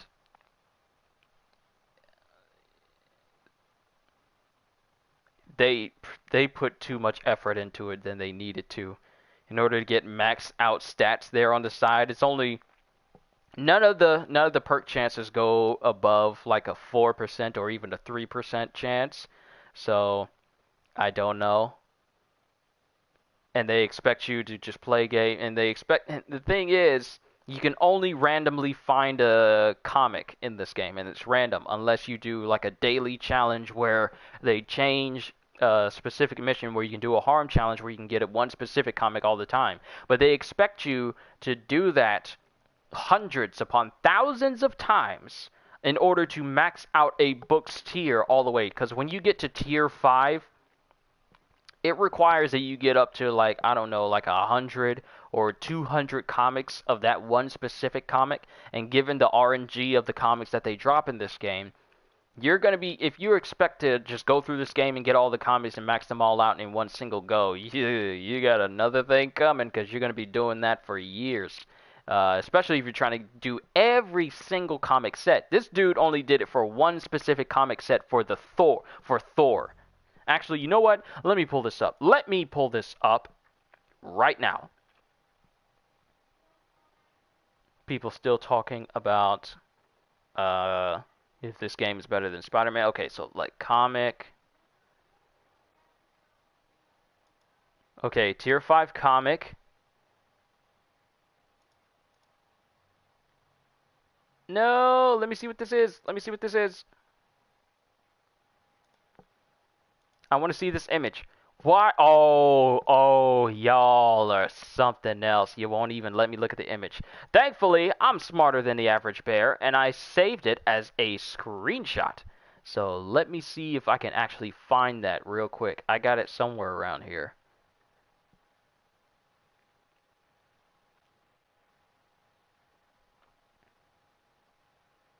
I know I got it somewhere around here where it shows you just how far the limits of the stats can go for one singular comic can go. Maybe I have it on my phone. Let me see if I can find that real quick. I know it seems like the game has come to a full stop. Let me see if I can find it in my gallery. I'm pretty sure I took it. I'm pretty sure I took a screenshot of it. Might be down in the rabbit hole that is my photo list, but I know I got it saved somewhere. Aha! Here he is. Okay, so it wasn't Thor, it was the Iron Man set. And Tier 5 requires that you find 100 comics. When you get to Tier 5, for collecting a comic, it requires that you find 100 of that specific comics. And the boosts only go to okay, so the Iron Man set. Let me go ahead and pull that one up right here. So the limits of the Iron Man, not even the Iron Man set. Hold on. Okay, this is it. The Avengers Legacy set, 100% complete. I found all the comics, but to find the multiple tier versions. So looking at this image that I took of this guy who did this, enough to get all tiers of this one specific set, because I don't think he did every single comic set that's here in this list, because God knows he'd be still doing that right now. But here, you get critical chance, heroic charge rate, willpower recovery effectiveness, max willpower for your health, and perk chance. So, he maxed that out, and he got it all. He maxed out the entire tier Actually, you know what? Yeah, he maxed out the entire tier. Wait, am I looking at this right? Yes, he maxed out the whole tier, and the only thing that happens is heroic chance goes up to 0.9, so 0.4% more. Willpower. Actually, hold on.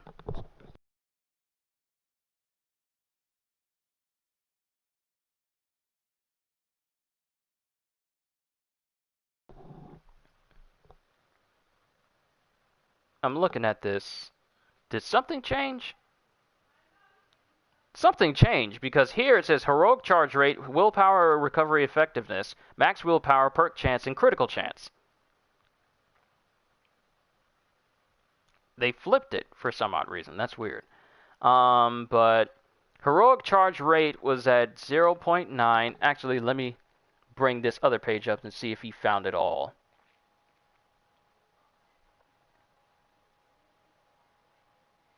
And he started the game on September 1st, and he was farming gear. This is 2 months ago when he brought this up. He has, and he said at 2 months ago he said he had 1,700-ish comics to go in order to get them all and max out all their tiers.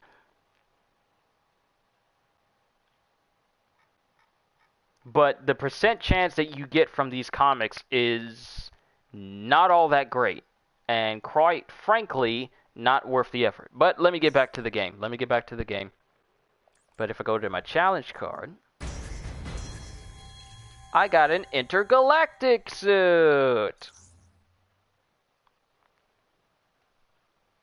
which is basically just his white suit, but with gold, pearlescent, what do you call that? Iridescent? Not iridescent, but when the colors change to a different color depending on the angle you look at it.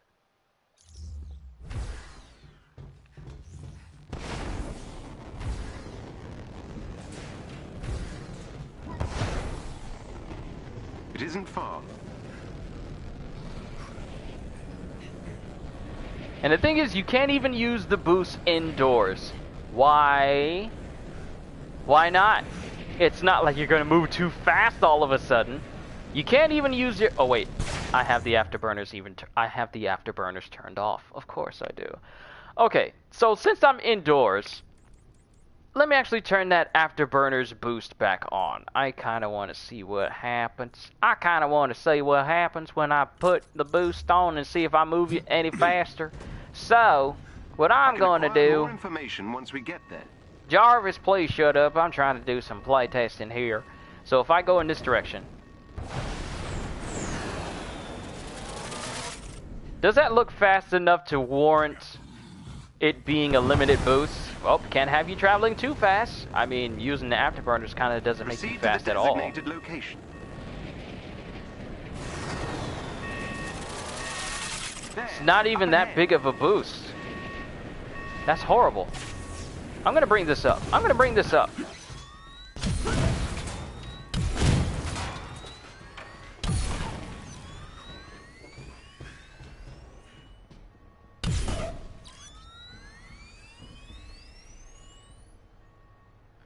One moment where you could have had Iron Man's repulsor sound from the MCU and you just do a basic charge-up sound. Why? Why? You clearly took so many cues from the MCU, why not give them the same sound? It's not like Marvel owns the copyrights to Iron Man's repulsor sounds. They're just sounds. I'm sorry, I'm griping again. Let me stop. Because I'll be here literally all day. And I haven't even gotten to talking about WandaVision yet.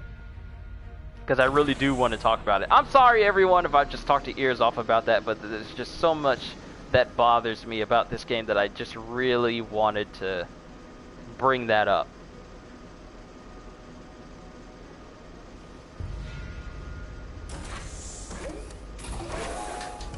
AIM has an arc reactor close by. Destroy it. Hey, Jaden, what's going on? Why did you choose the wrong side?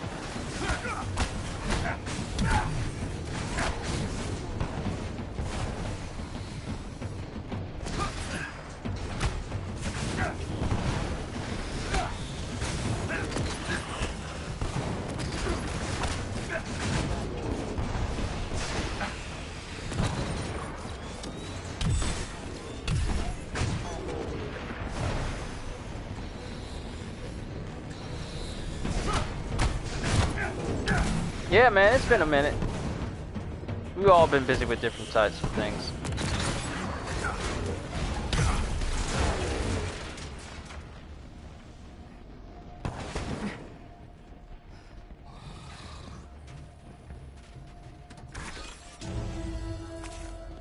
So we got units. You see how I just got 30 units right there? You can easily get 100 units just by doing a regular mission. So giving us 100 units for free, that literally means nothing at all. If you're trying to be generous, the game gives us even more than that in a singular mission, just from a regular box that you find out in the map than they do from that PlayStation Plus pack. So literally giving us free units is tantamount to saying, here, we're giving you free stuff. Please take it. It doesn't carry weight. It's just something. And it's not even worth it at the end of the day.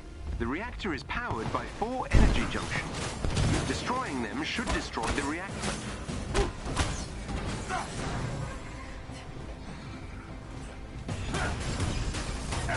Miss Wanda says, hey. Hey, Miss Wanda. Hope y'all doing all right out there. Energy junction destroyed.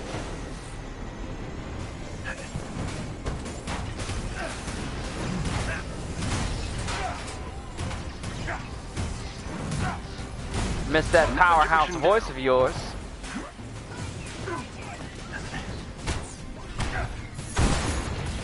Have you met Hulkbuster?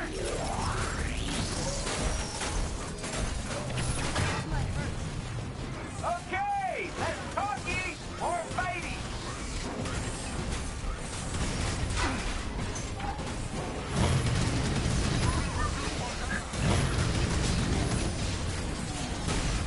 Excellent. Another energy junction is gone.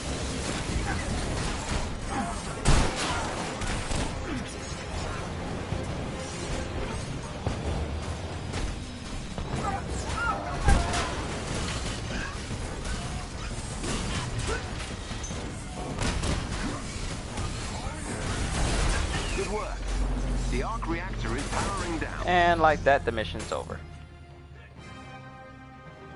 Why just freeze us? Why freeze me in place? They don't freeze everyone in place? I thought they froze everyone in place, but you saw Hulk moving from that point on. Why? Why? I don't... I'm good at this. I'm only good at it because I've played it enough to warrant it to actually just kind of look good.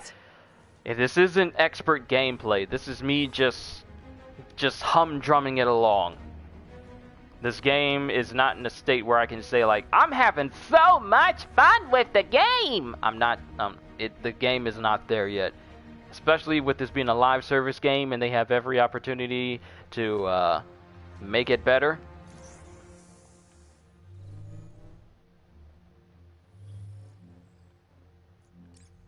Oh, if that elimination mission is sitting right here.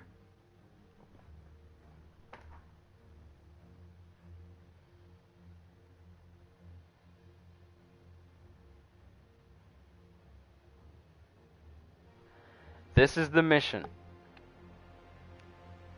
that I enjoy doing, where I just go in, take people out, just beat them up. And it's a whole bunch of people all around. And now it decides to drop in the game. So what I'm going to do is I'm going to change my hero to the Hulk. Even though I'm working on leveling up Iron Man right now, I kind of want to change the Hulk just to show why there are things about the Hulk that... And this is him maxed out. This is my level 50, 150 powered Hulk. Literally the most powerful hero I have in my entire roster.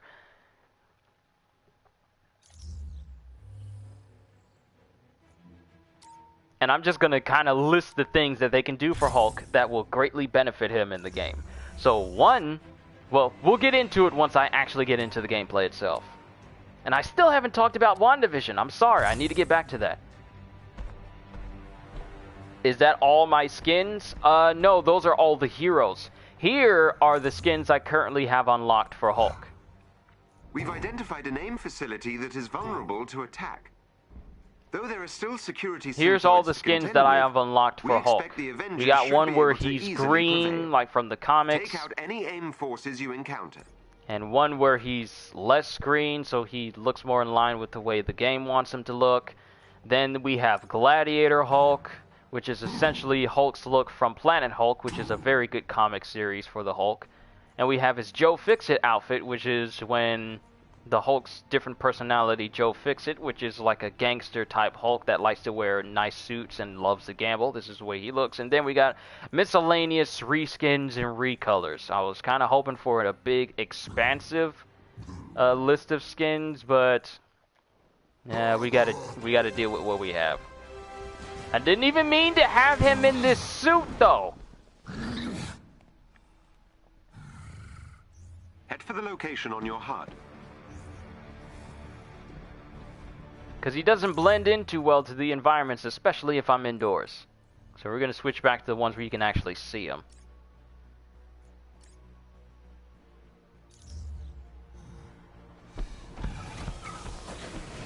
Okay, so you see Hulk running like this?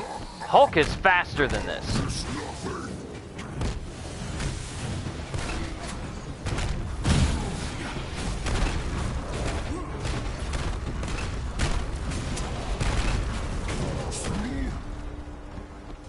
Anyone else?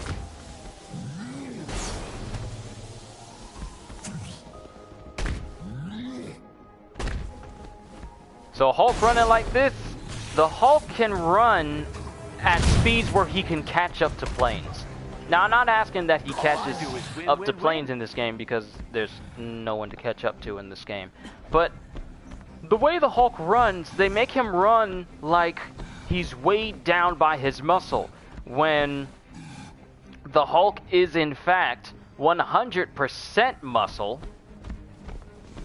and every part of him can move at speeds that pretty much only people who can move at superhuman speeds are actually able to comprehend. Because if you're a regular human and the Hulk blitzes you, there's no way you're going to be able to get away from him. But this is my favorite type of mission right here, where I just go into a group and just beat them all up.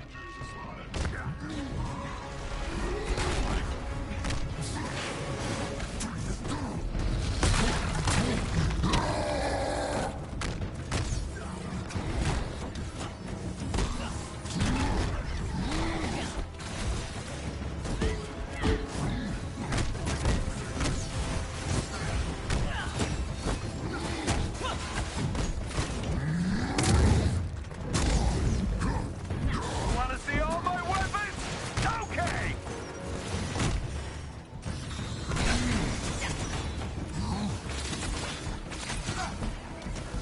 I wish there was an ability where I could just lunge at an enemy and grab them. Not just, you know, do a shoulder check on them, but actually just launch myself across the map at them. Kind of like X-Men Origins Wolverine's lunge move, where he can just basically lunge at anyone. Hulk needs that.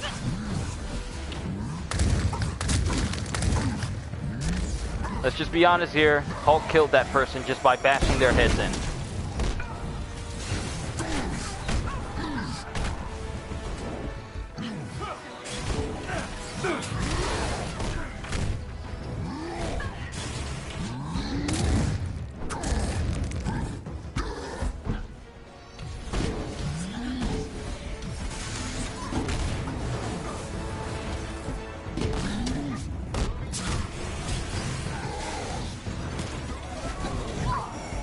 Alright, so here's another thing that bothers me about Hulk. Hulk moves faster when you use his takedown, his stranglehold move. He was supposed to run all the way over there and grab him.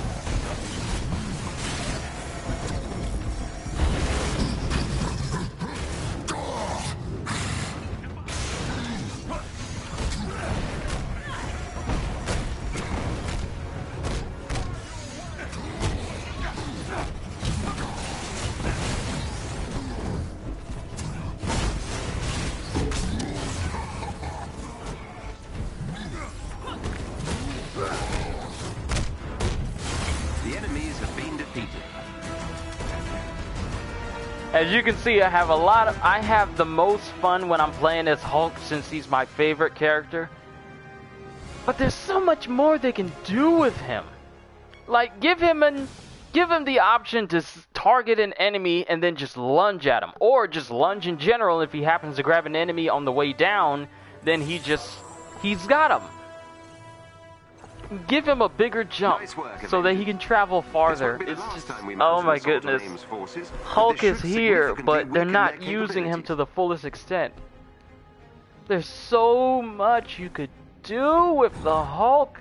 And the thing that gets me is, I've played a lot of Marvel games over the years. I played games that have involved Marvel games in fighting, top-down dungeon crawlers, Lego games, online games such as Marvel Heroes Omega and this, and Marvel Ultimate Alliance on both the PlayStation and the Switch, and I've seen different types of Hulks everywhere, but never have I ever played the Hulk and he just felt so hampered by the moveset he's been given.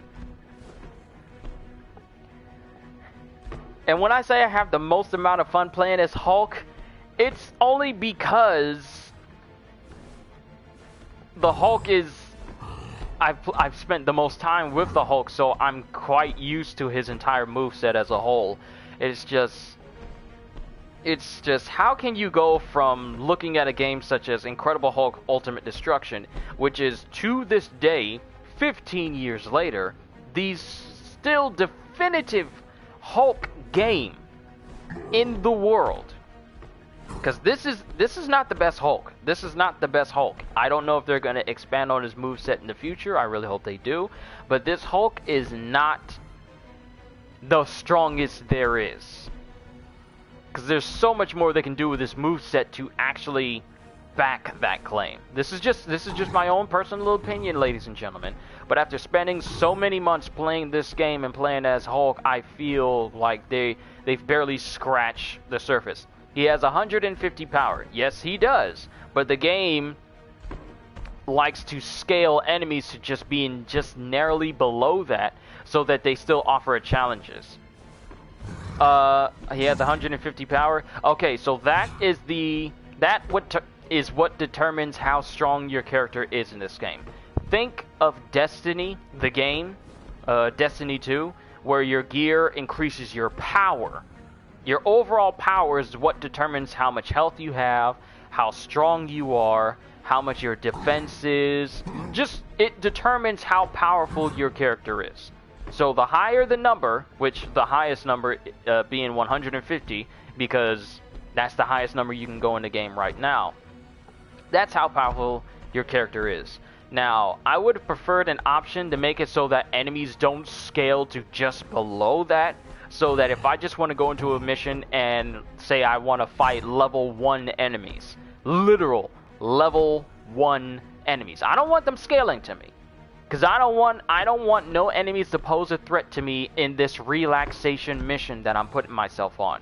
I just want to go in, play as a character, and just wipe the floor with everyone. I don't care if I kill them in one hit. I frankly don't care, because I just want to do something. But I want an option where I can go into this game and then just face off against a whole bunch of enemies. Because even if I were to scale this challenge back to challenge level 1, because the difficulty right now says challenge level 2.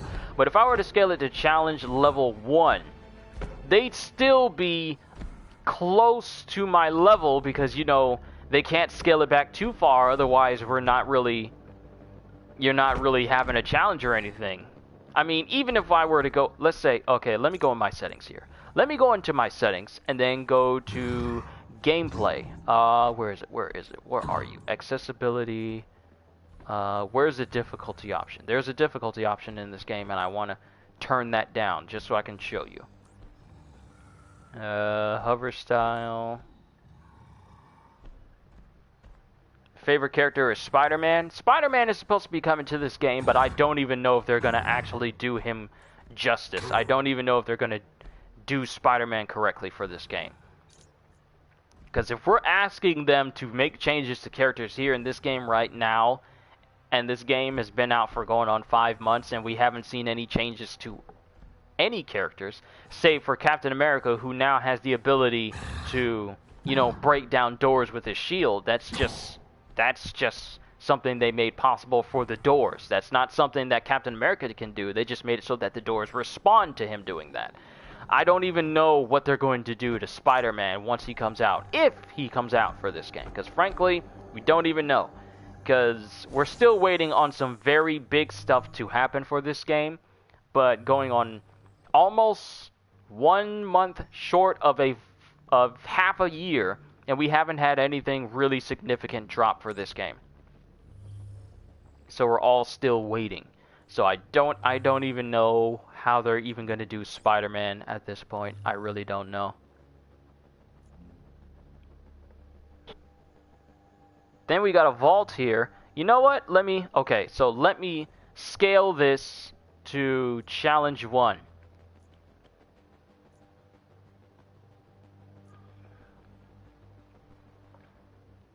Notice how there's no difference in between challenge 1 and challenge 2 in reducing the power.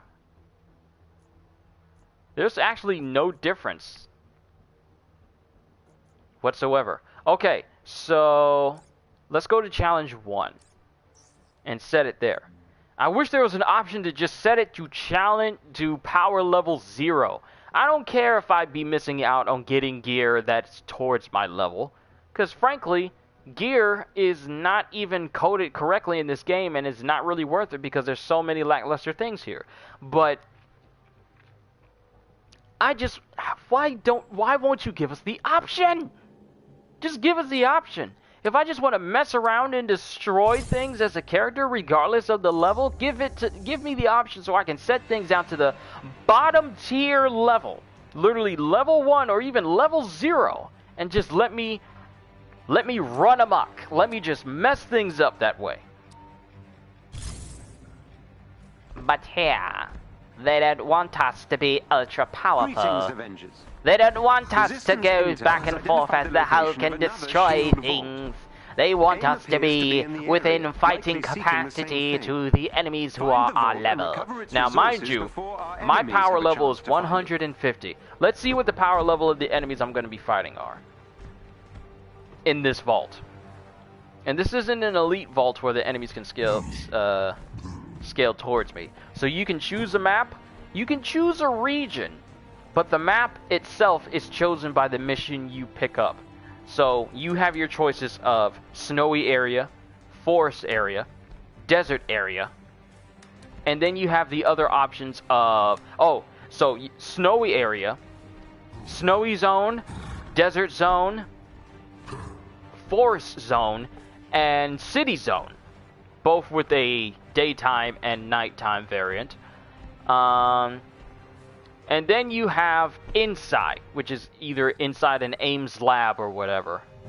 And they once you've seen one forest map, they all start to look the same.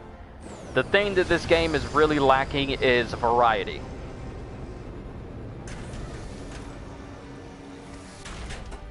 And I wonder if people think that things are suddenly going to change once these new next-gen versions come out. I don't have the exact location of the vault. Your signal detector should pick up a shield frequency when you get close to its location. Scout out the area ahead of you to locate it. Okay, enemy strength is 140. Why even bother giving me the option to change the difficulty if the level of the enemies are just going to stay the same?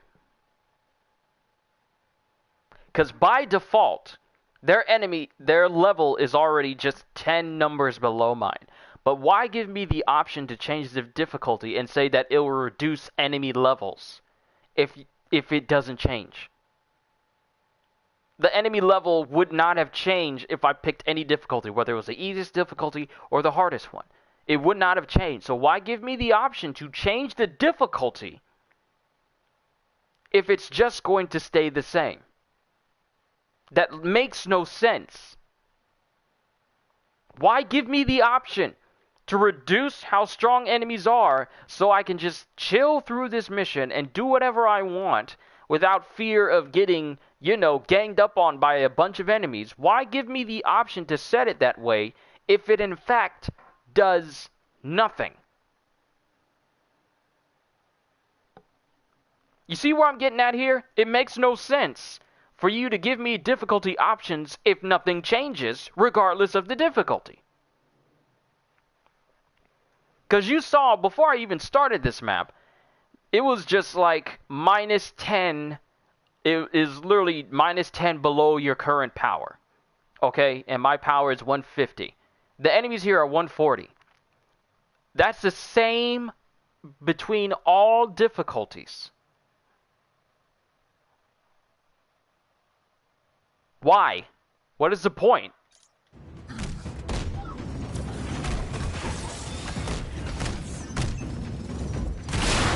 Like, why give me the option to play on the easiest difficulty if enemies are just going to still scale towards me? Sorry, Jaden, if it sounds like I'm complaining a whole lot about this game. It's just that I expect this game to be the definitive Marvel Avengers experience, and it's not. There's so many things that are irksome about this game that frankly don't make sense whatsoever.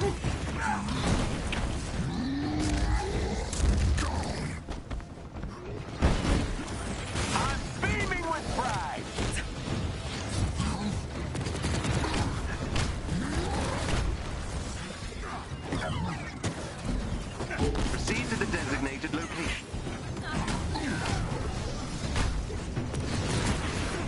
It's just that I have a very big passion for games, but I have a problem when people make games and they don't put in the effort to make sure that this is a game worth telling other people to go out and buy.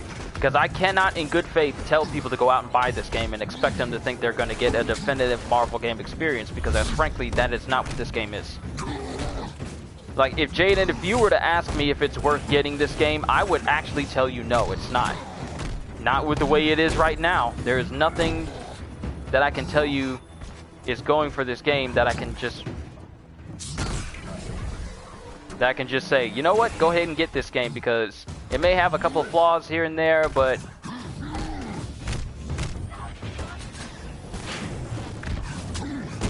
hey, it's still pretty good. No, the game, when you sit down and look at it, pay attention to what's going on, you find that there's more wrong with this game than there should be. I just don't understand it. How do you make playing as the Avengers boring? How? How do you make playing the Avengers lackluster and boring and not worth your time? There is more enjoyment out of the Lego Avengers game or Lego Marvel Superheroes game. I've already platinum Lego Avengers and I traded that thing in years ago. But how is it possible to make an Avengers game where it doesn't feel worth play? The loot isn't worth it.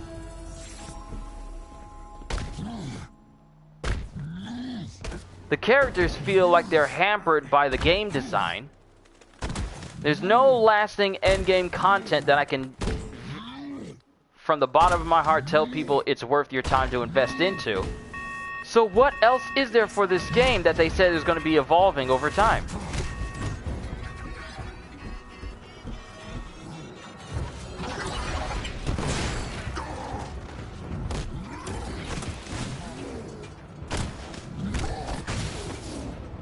I just have a passion for good superhero games. How do you look at a game like Marvel's Spider-Man or Spider-Man Miles Morales? Look at those games and say, we're not going to do that. We're going to do a games as a service. And people will just eat it up because, you know, consume product.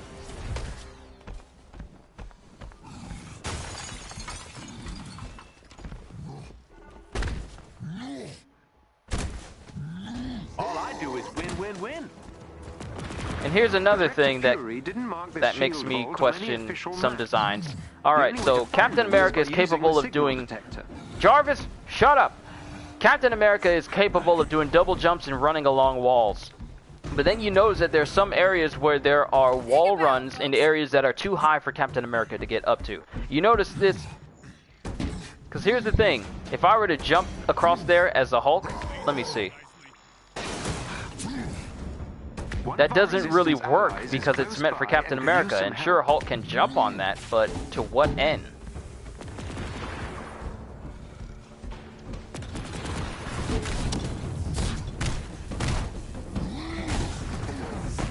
Give me the option where I can do a charge jump and just launch myself forward at a very fast speed in order to get from point A to point B. Because the only people who have the most freedom when it comes to movement are people who can fly, which are just Thor and Iron Man. And even then, they're still stifled because of, well, dial back to afterburner concerns earlier during this streak. Hulk's climbing is also extremely clunky because you don't have the option to actually climb up a building. You can only stay there, and you can only aim in one direction. But the thing is, you travel further doing a wall jump than you do actually jumping, which is Hulk's main way of getting around. You have more forward momentum jumping off of a wall than you do jumping on the ground. And no one likes jumping off of walls because it's clunky. McClunky. It's McClunky. It's very McClunky.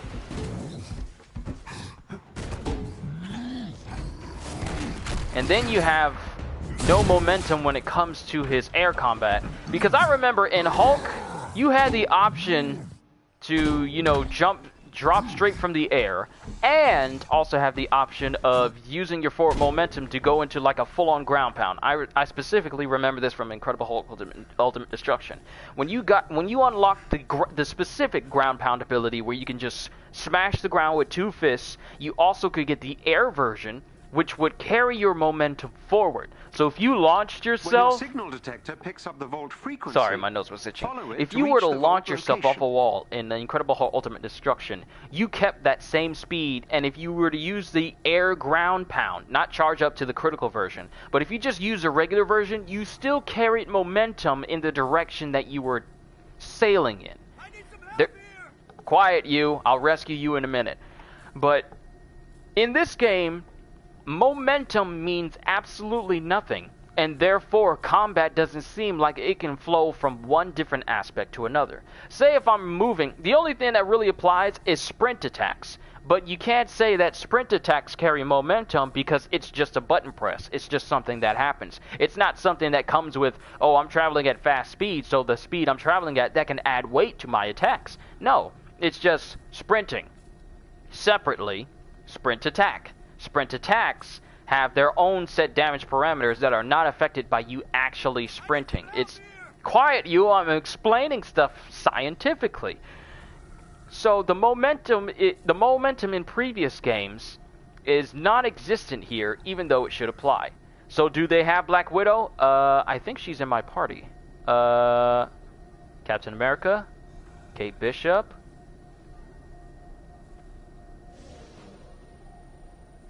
Okay, Iron Man is here. But Black Widow is in this game. So I just feel like there's a missed opportunity to make momentum something that can apply to both movement and You're safe now. combat as well.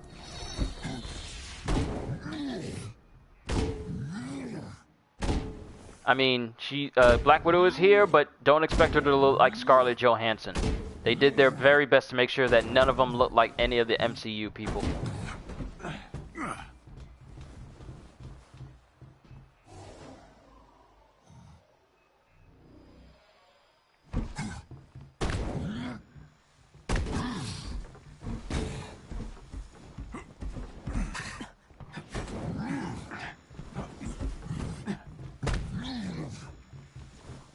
How about you let me climb to the top of this building?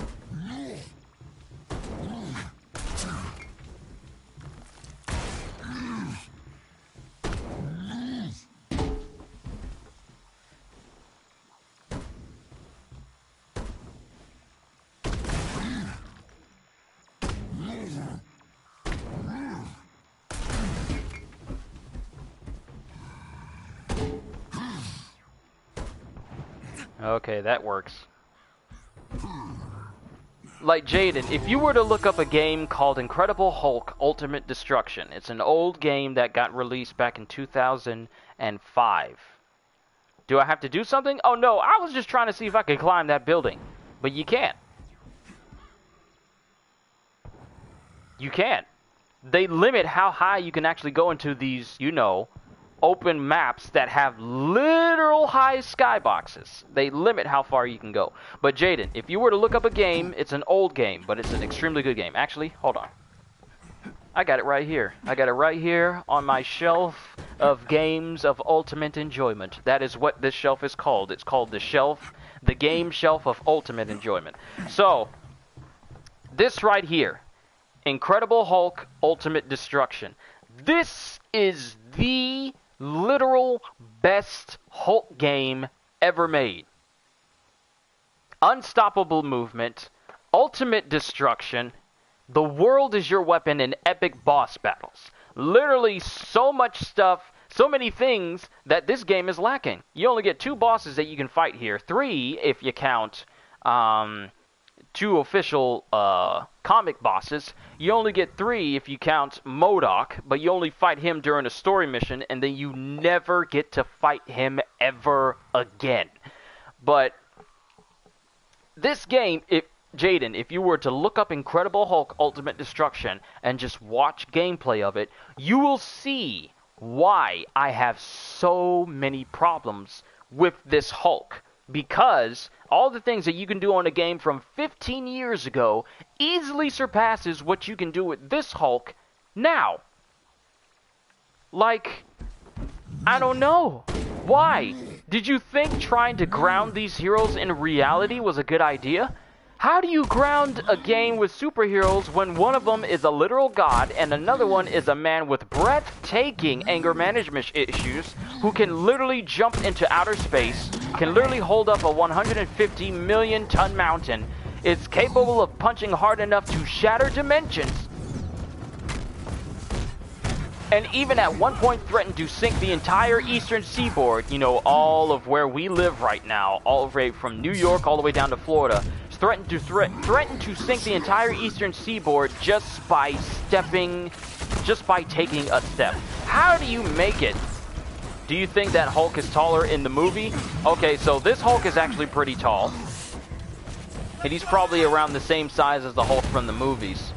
Though the constant changes they made to Hulk's appearance to the point where he's now just stabbing Hulk, not a big fan of that.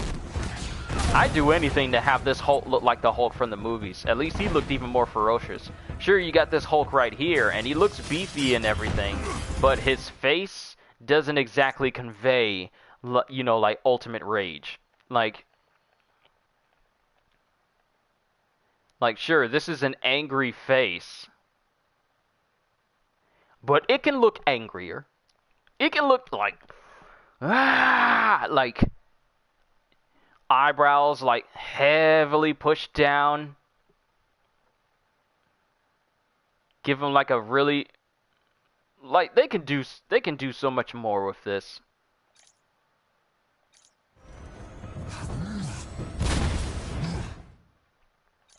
Wow, I actually got him with it where his hair flew up. Okay, so you see this? That doesn't look like an angry face. That looks like a derpity derp. Look at that face! Look at that face! Hee I smashed up. Like, look at his face, like, right here. That doesn't look angry. And if I go from a higher angle, I just want to see.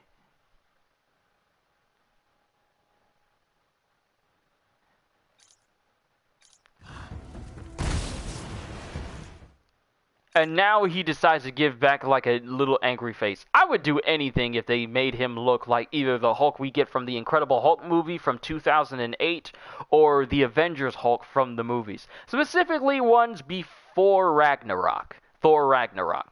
Because those versions of Hulk, those were the best versions of Hulk that we ever got. And then afterwards, when he started to talk and speak in full sentences, and then when Hulk turned into, you know, Banner permanently, because let's face it, that's not Hulk, that's Banner with Hulk's body. And he looks even more like Banner, even more so. So we might as well just say tall Banner with green skin. And slightly stronger, but because Hulk is basically gone. But I would do anything to get MCU Hulk's look in this game and actually get his level of power.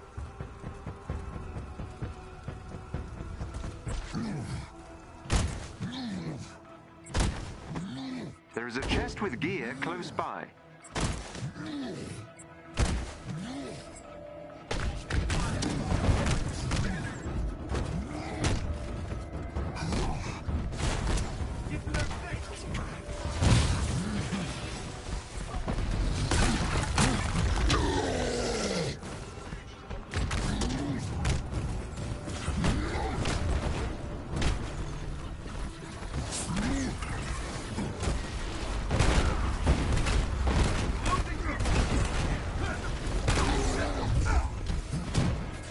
Like, Hulk needs a move where I just lunge at people. Because here's the best way to describe Hulk in any form, in any way, in any game, except for this one. The Hulk is equivalent to a 10-foot tall cannonball with arms. When he moves, he is literally taking out anything in his path. Here, it's like he's a 10-foot tall meatball that can let anything and anyone just basically hit him in his side and he automatically gets staggered. You know what, Jaden? Let me give you another example. When we run up on another set of enemies, I'm gonna let the weakest enemy, which is a proto-droid, which is essentially a robot in this game that has no armor, nothing. It's just a bare robot. It has nothing else. It is capable of hitting Hulk and causing Hulk to just like get hit to the side like, ah, why'd you hit me?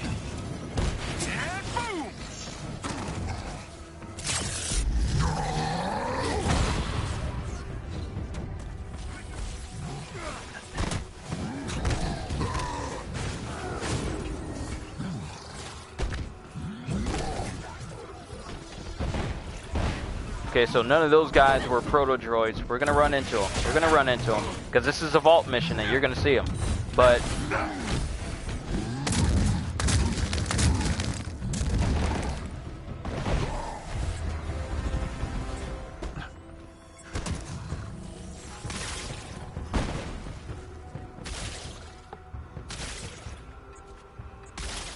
I'm sorry, where is that bow firing from?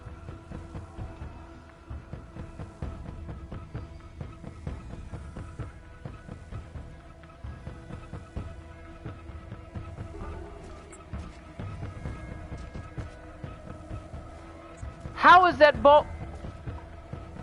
How is the bow even floating in the air?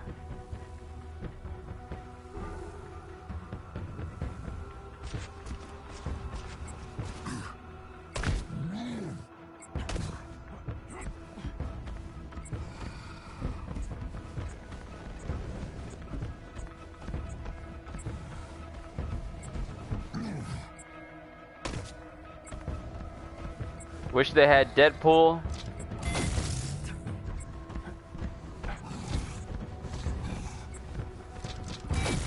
Well, getting Deadpool in here would have to acknowledge that Deadpool is known for being not just... I don't think he's part of the Avengers, because they're pretty much just adding people who are affiliated with the Avengers. But... upgrade modules and a comic book. Don't even care which it is. Okay, see there? So, I pretty much gained those 100 units in just doing these missions by myself. So, they're so easy to get. So the thought that, hey, giving you a pack where we give you free units, be happy. That's not a good idea. It was silly to me. But with Deadpool, they would have to acknowledge that Deadpool is basically a mutant. And they're going to have to acknowledge that if Deadpool exists, they're going to have to acknowledge that mutants as a whole exists in this universe. Which would mean that you would have to acknowledge that the X-Men exists. And you would have to... I mean, you can't just have Deadpool without talking about the X-Men or anyone like that. I mean, even the movies talk about Deadpool and the X-Men to a certain extent. So as cool as it would be to have Deadpool in here, I fear that they wouldn't even do him justice. Because frankly, the thing that's good about Deadpool is not only is he capable of breaking the fourth wall, but his insane regenerative abilities. He can literally blow himself apart or get blown up, and he can regrow himself and basically just regenerate from whatever. Because Deadpool can't die. Deadpool, for all intents and purposes, cannot die whatsoever. So I honestly feel like if Deadpool was even added to this game, they would butcher him to, you know, balance the game. We can't have a person who can regenerate all the time, because otherwise nothing would be able to kill him. So let's make it so that he can't regenerate whatsoever. How long have I been playing this game? I've been playing this game since it launched back in September of last year.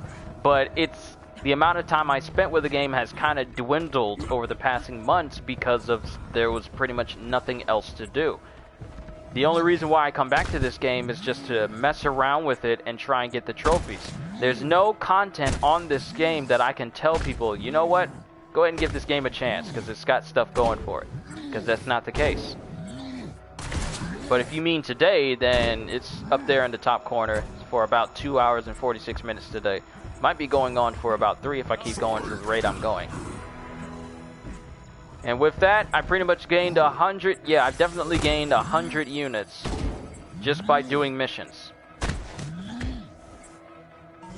That made no sense for him to just jump over that bar.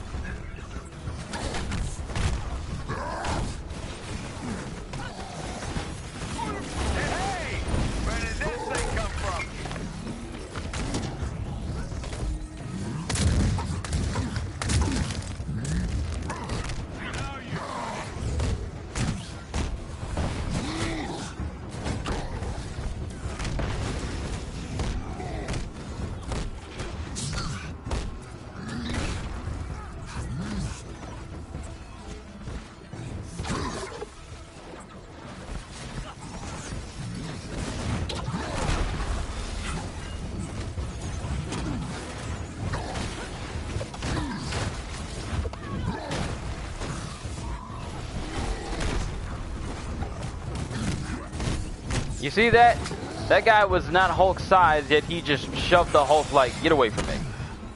Even though no one should be able to shove the Hulk.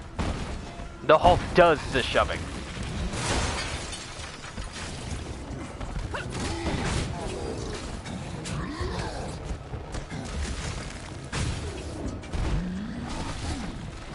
And look, the bow is still over here. The bow is still floating in the air over here. For what reason, I don't know. But his jump here, it may look fast, but it's not. Hulk is a beast. That's up for debate.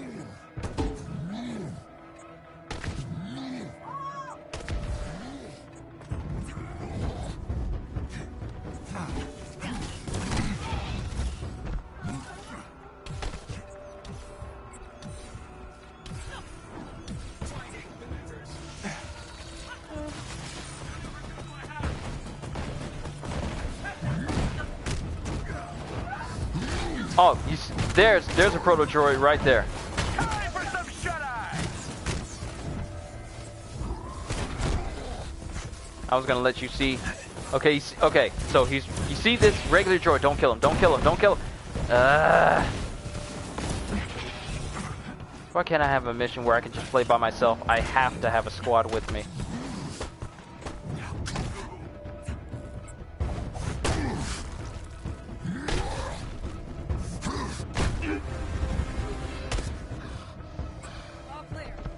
But look at his jumping. It could be so much higher, so much farther, and so much faster. And you don't, and the thing is, I've made it a habit of holding down the button thinking that how long I press it will determine how fast and how high I go. That's not a thing, it's just a habit that I can't break. Well, I'm trying to break because you just need to...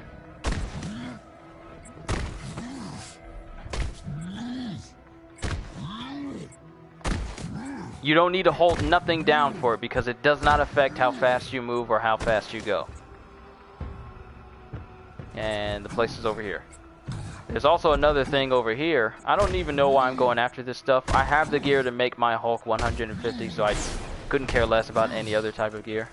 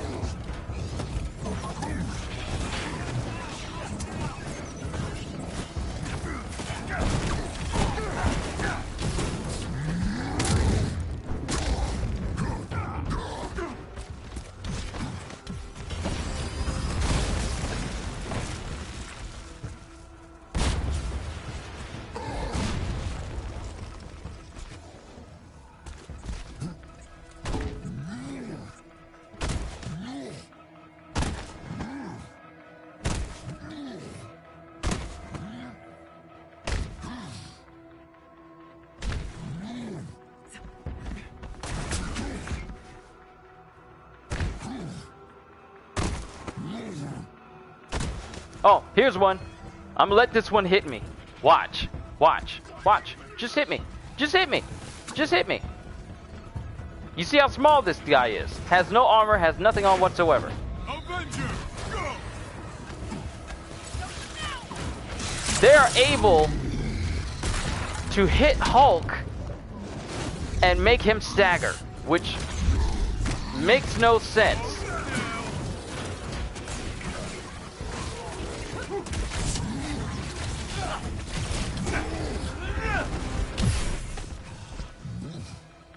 It makes no sense. I'm kind of disappointed it's over.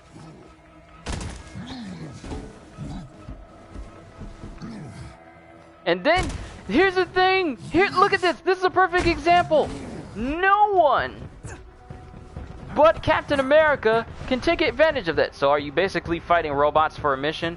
No, I'm actually supposed to be finding this shield vault that has like different gear and stuff in there, which is a good place to go to if you're trying to get some gear for your character. But you have to be a certain level and you have to be a certain power level in order to survive it, because it throws a lot of enemies at you at the end. I'm just going and messing around with this, even though I don't technically have to. Because there's a lot of... The thing is, this map is big, and it gives you a lot of places to travel to and fro. But one of the issues with this is that the fact that movement like this, I should be traveling faster, I should be jumping farther and getting towards places so much faster than I am. But even though it may look fast, it is not. It is not that fast.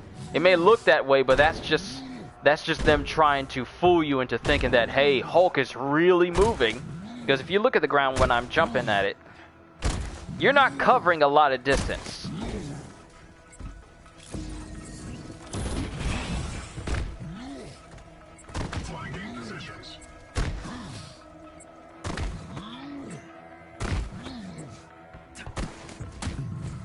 Like, actually, this is a good example. This is a good example. You can see just how far the jumps are if I were to jump right here.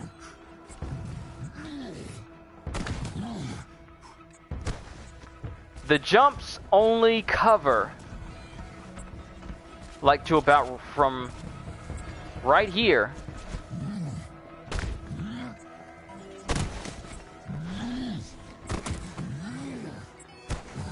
they only cover from... Oh, you see this? This is another favorite thing of mine. Rockets that find you and look for you wherever you are. Those are the best type of projectiles.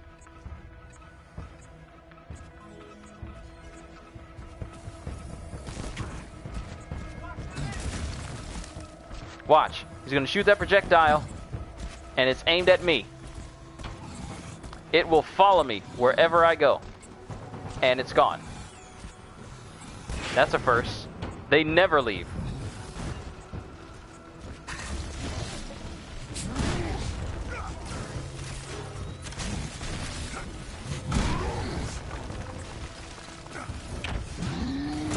Hey! Where did this thing come from? But going back to what you were saying, Jaden, no, the objective isn't to beat up all these robots, but if you were to play this game, you would find that robots is basically what you're fighting the majority of the time. Robots after robots after robots after robots. Sure, there's a couple of humans here and there, but it's basically just the same exact thing over and over and over again. Let me just go ahead and do this vault so I can get out of here. The Hulk needs a charge jump. He needs a higher jump. I need the ability, like, look at this. I can't jump to the top of this, even though if you remember the Avengers movie where he jumped clearly all the way up to a skyscraper. And there was even a moment when he was beating up Loki, he jumped all the way to the top of Avengers Tower. That's how powerful the Hulk's jumps are. He can jump up skyscrapers in one jump. But here, there's no charge jump, and you can only jump up here. You can't even jump up to you can't even charge a jump and jump up to the top of a building in a city area because the game doesn't allow you for whatever reason. You want to jump to this, but you don't want to grab onto the ledge because sure, you can grab onto the ledge, but the Hulk can literally jump 3 miles in a single bound and can jump all the way into orbit, which is space. He can jump into space. But you don't want to give him the ability to charge a jump and get up to the top of a platform because not every platform requires that I do a change up in order to get to the top of it. Like, what if I just wanted to do a standing jump and just jump up to the top there? Hulk, if you have him as an ally, he can jump up anywhere. It's a weird floaty jump, but he can do one.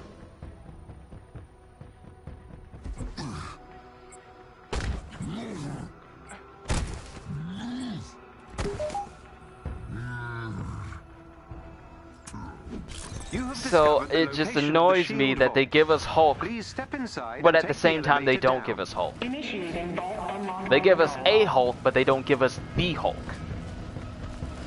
They need to fix that. Yes! Thank you, Jaden. Thank you. Thank you, thank you, thank you, thank you, thank you, thank you, thank you, thank you, thank you! They need to fix Hulk so Hulk can feel like Hulk. This is not Hulk. At least give us the option. You can't say, well, we need to base a mechanic around that. No, you don't! Just make it so that we can do a charge jump and make it so that we can actually jump farther. You know why? You know the reason. Here's the thing. Remember in Marvel Spider-Man and you actually get an upgrade called charge jump?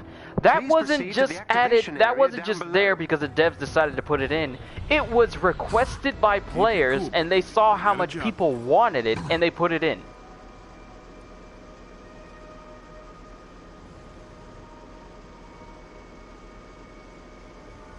The devs from Insomniac put a charge jump in Spider-Man because they knew how much we loved it from Spider-Man 2. And here we have a game made like what, released a year after Spider-Man. Activate its main terminal so we can begin. And you can't even get the most basic basic mechanics of a character that is very simplistic to do. You can't tell me that you need to get an entire team together to give Hulk a bigger jump. If it does, then I don't even know why y'all decided to invest this much effort into this game as a whole if you're not going to completely flesh out a character. But Hulk should be able to cover such a large distance, especially in big open maps like this. You know, outside of the vaults, The vault remains intact. Complete code verification to unlock the contents of the vault. And I will say this though, I am glad they made it so that these icons properly show you which terminal to go to, because beforehand it wouldn't even show these icons telling you which ones to go to, and you had to guess where each one was and remember where each one was as the timer ran out, even though it gave you plenty of time to find it. They didn't even give you like the icons in the beginning of when this game released. They only added it in later,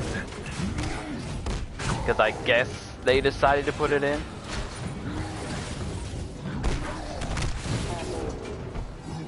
Commencing code authentication.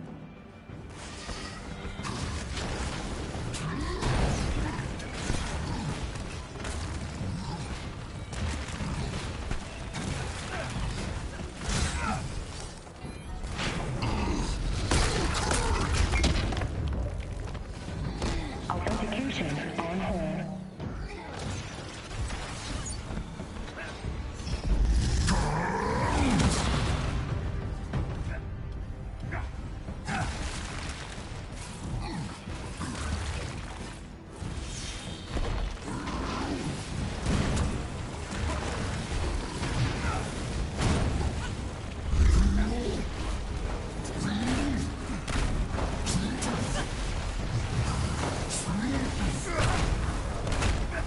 I'm trying to do this charge move, but it wasn't letting me. That confused me.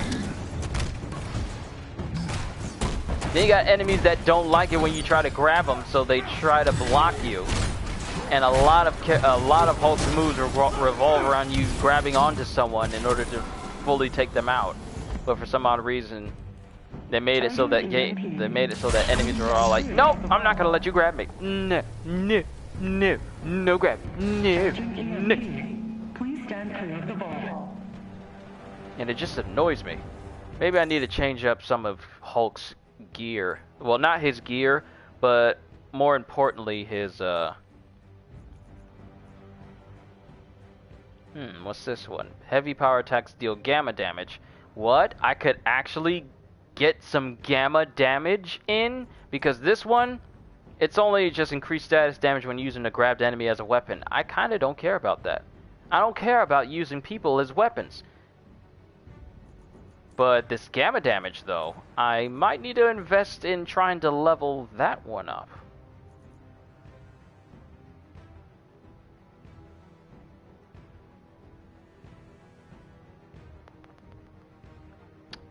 Maybe. My defense and melee rating is extremely high. And I frankly don't care about my ranged rating. I do need to get rid of these, though.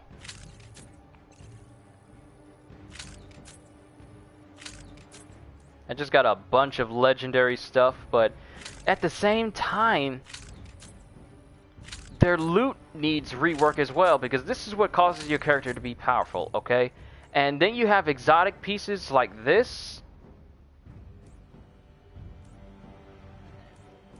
but sometimes they wind up being worse than what you actually can use.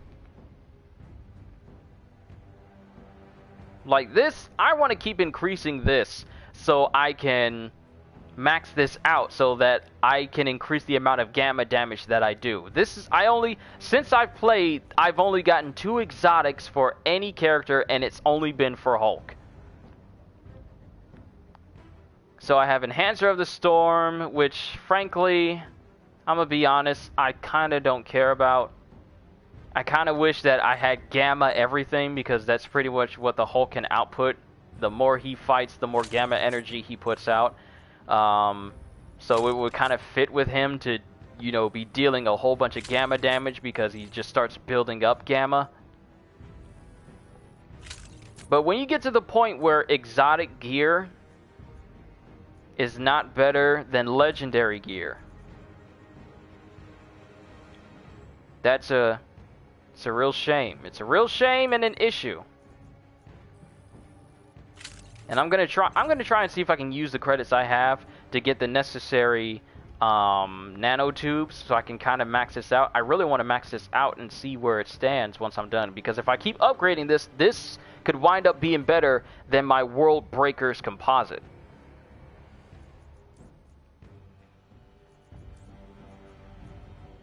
Because this pretty much does the same thing, but it has an additional effect. Actually, you know what? It's actually the same thing, but better. Because look at this.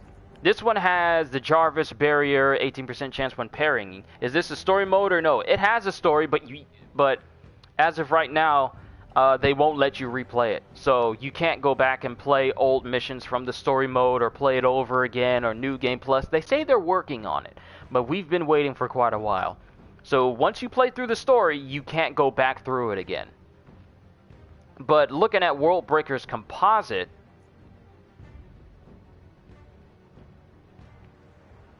%, chance, 20%. So I actually really need to max this out because this exotic gear is a higher tier than legendary. Legendary are all these gold ones, but these deep orange ones, these are the exotic gear pieces. This is what people are always trying to go for.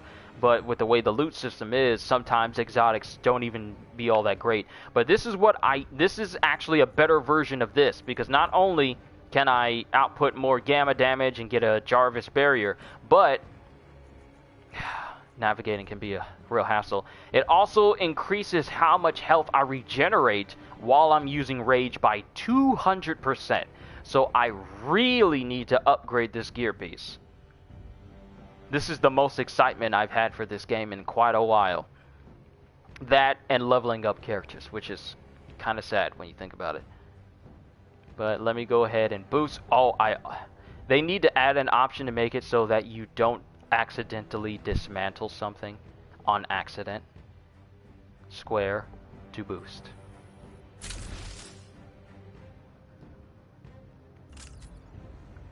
So it only brings my power down 1 notch. But it is a far better gear piece. It is a far better gear piece for me to actually use. So I need to get my hands on some more nanotubes, which means that anything else that does not translate to nanotubes that can help me, they're getting... Look at this! Even there are... Here's the thing. Look at this. Exotic gear pieces are supposed to be the best. But then you have legendary pieces that have full-on 3 stats on them. Exotics should come with that bare 100% of the time. Exotic gear pieces should always be better than legendary gear pieces. And if exotic gear pieces have the same number of stats bonuses on them, those stat bonuses should be better than legendary. That's the reason why people are asking for a loot overhaul, because exotics are not matching up to their quality. They're supposed to be top quality gear pieces, but then you have legendary pieces that have more stats than they do, which allows for more versatility in people's builds and stats and everything. So it's upsetting, but here we are.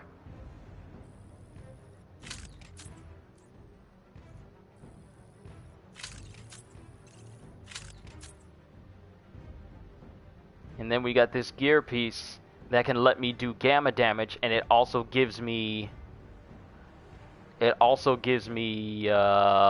stun damage from light combo finishers, heroic burst for all heroes, and heavy power attacks deal gamma damage. Because I kind of want to do status effects with Hulk, so this is something I'm going to work on my own time.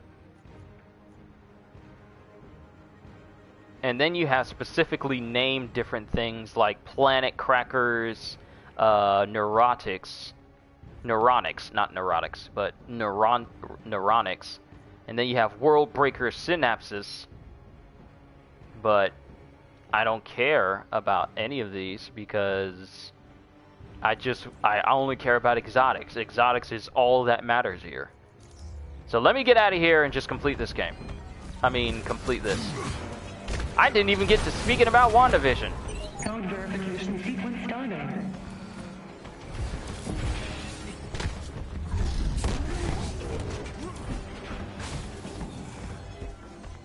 So I wonder how much powerful my person can be with a full stock of exotic gear.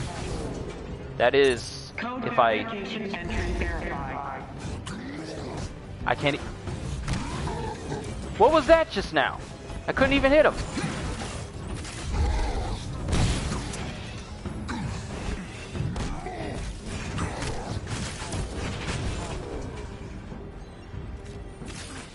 Code verification entry verified. Awaiting third code verification entry.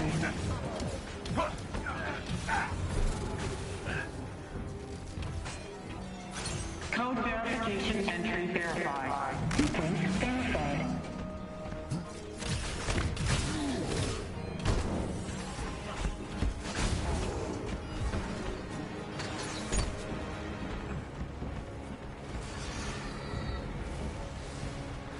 So I'm going to talk about WandaVision here for a little bit. It's not going to be big. It's not going to be big, and it's not going to be long. I just want to bring up some things that I've noticed throughout the show. So if you have not seen WandaVision and you actually want to see WandaVision, I suggest you leave right now because I will be talking about some major heavy spoilers.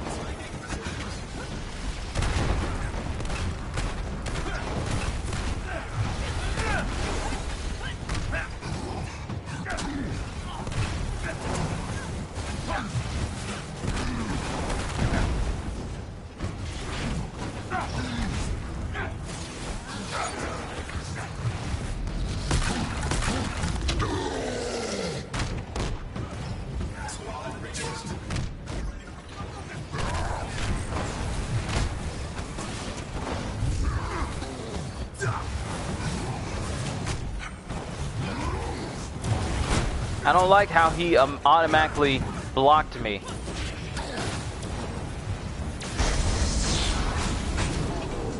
What about these enemies I'm holding? Why are they still moving even though that EMP went off?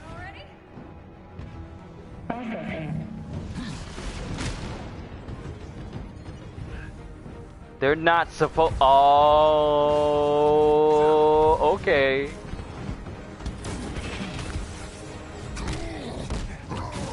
I like how it gives me more legendary stuff that I can dismantle so I can get those nanotubes. If anything, I'm going to use my credits to buy myself more nanotubes from a vendor, just so I can upgrade my stuff. Code verification entry verified. I wasn't even paying attention to the terminal I just turned on. I just instinctively went over to it, and I was thinking, oh wait, I just turned one on. Was that right? I wasn't even paying attention.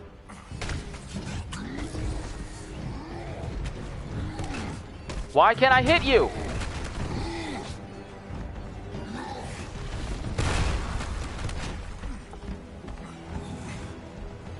I need to stop turning away from my camera here.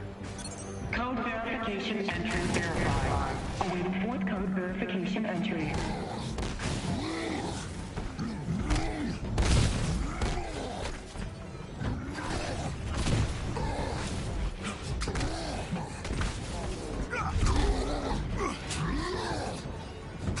How are the...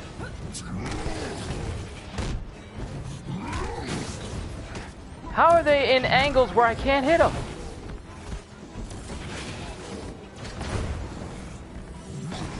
Okay, you see here? The Hulk should be moving back and forth to a place. Thinking that this is okay as a sprint speed when you can clearly move faster when you use one of his special moves. Verification entry verified. Final sequence verified. So much could improve this game's longevity. Okay, as you see here, this guy is permanently frozen. Run to me.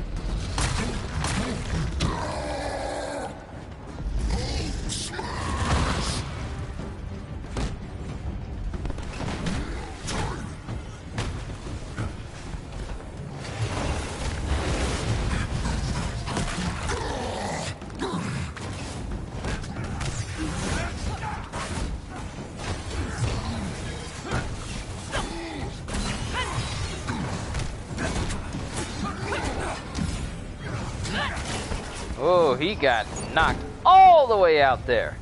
And he's permanently stuck in a wall, so I don't even know if he'll count as an enemy defeated. What type of camera I got? Just a PlayStation Eye. If you mean the one where you can see me right now, it's just a regular PlayStation Eye.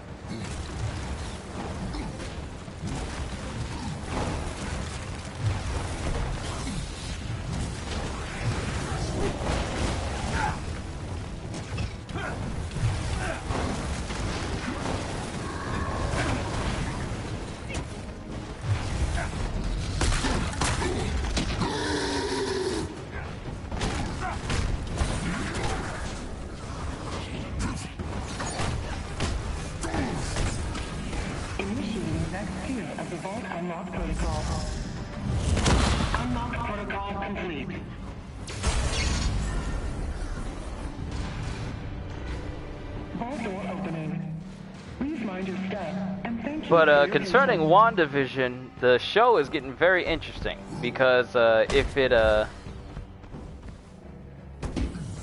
if things progress, at some point we're gonna have to acknowledge that Wanda has basically, what was that slide? Wanda has basically created her own alternate pocket reality where Vision is still alive and she's living out her life with him. Even though we know that in Avengers, Infinity War, and Endgame, he died. But Wanda has basically recreated Vision somehow. Basically created a fake Vision because it's not Vision. The Vision you see in the show is not the real Vision. He's dead. He's gone. He's dead. But somehow, using her powers, Wanda has created her own separate little reality town and is living out her life with him. But things keep happening where she's trying her best to keep it all together and not have anyone question what's really going on. So anytime anyone comes up with questions of what's really going on here, she uses her power to, you know, rewind time or wipe their memories of it or make it seem like, no, nothing's wrong. So she's really doing everything she can to keep anyone from acknowledging that everything that's happening is fake. And all the people who are in the town that she's in are basically people who are trapped there. They are all trapped by Wanda.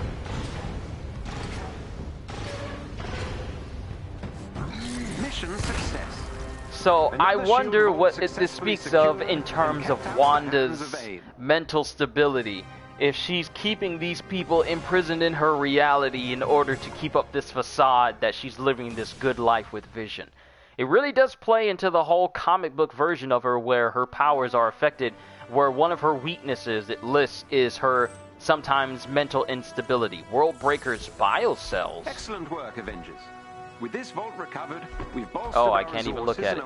Wait a minute. Is this worse than what I'm currently using? Our agents in the field will continue searching for more hidden vaults, as this certainly Enhancer of the Storm. I would much prefer an exotic version of this that just goes with everything that I have. But I will say this, I am enjoying the show, and then we find out the timeline of WandaVision. It is set between Endgame and Spider-Man Far From Home. So it just confirms that everything we're seeing happened after Endgame, after Thanos was defeated, after we lost both Vision and so many other people in Iron Man. And Wanda's here, creating her own little reality world for herself, living out a television sitcom life using her powers because she can literally warp reality. It's only a matter of time before people get through to her and just tell her, hey, you're behaving kind of crazy right now. Vision is dead. No, you can't bring him back. No matter how hard you try to use these powers to bring him back, there is no, he's gone. He is gone. You need to stop. Calm down. Miss Wanda is a superhero? Oh yes, she is. And Miss Wanda has such a powerful voice that it can move anyone. That's a superpower right there. When you have a voice that is so powerful that it can make people not only feel good about themselves, but it causes a shift in the room. Oh yes, Miss Wanda, she definitely has a superpower. I ain't got that superpower, so But the Wanda I'm talking about is the Wanda from the Marvel movies. The Wanda from Marvel movies wish she was as powerful as Ms. Wanda. But the Wanda from the Marvel movies I'm talking about, she has like a whole bunch of... She has some mental issues that are probably going to play a part in how the show continues on, because it's only a matter of time before people just tell her that he's not coming back. Vision isn't coming back, no matter how hard you try. No matter how hard you try to force it, Vision is not coming back. And there's nothing you can do to change that. And no amount of using your powers to bring him into existence is going to make him actually real, because he's not real. He's just made up. And she's doing her best to try and live that good life with Vision, even though that's, you know, not possible. So it's only a matter of time before everyone on the outside who knows what's going on with Wanda, because the latest episode pretty much has Geraldine, aka Monica Rambeau, aka the young daughter of what is her name? Something Rambeau. I forgot her mother's name. The friend of Captain Marvel from the movies, her daughter is the one who's looking into this investigation, because this is set like many years later after Captain Marvel, and the friend of Captain Marvel, her daughter has grown up because she got blipped. She got erased. She got snapped. Why did I just call it blip? That's still such a stupid name. She got snapped, where she faded away and disintegrated with a lot of other people when Thanos got the Infinity Gauntlet and just pretty much wiped out half of all life in the universe. And she came back 5 years later, 2 years after her mother died from cancer. So she's continuing her mom's work and working for SWORD, which is a subdivision of SHIELD, where they're investigating why people are going missing and the people are being stuck in Wanda's world. And Rambeau finds out that Wanda is the cause of all these disappearances for all these people. So I wonder how the story's going to go from here, but I'm going to keep watching the show as a whole just to see where it goes. Yeah, we got a new comic for the Super Adaptoid.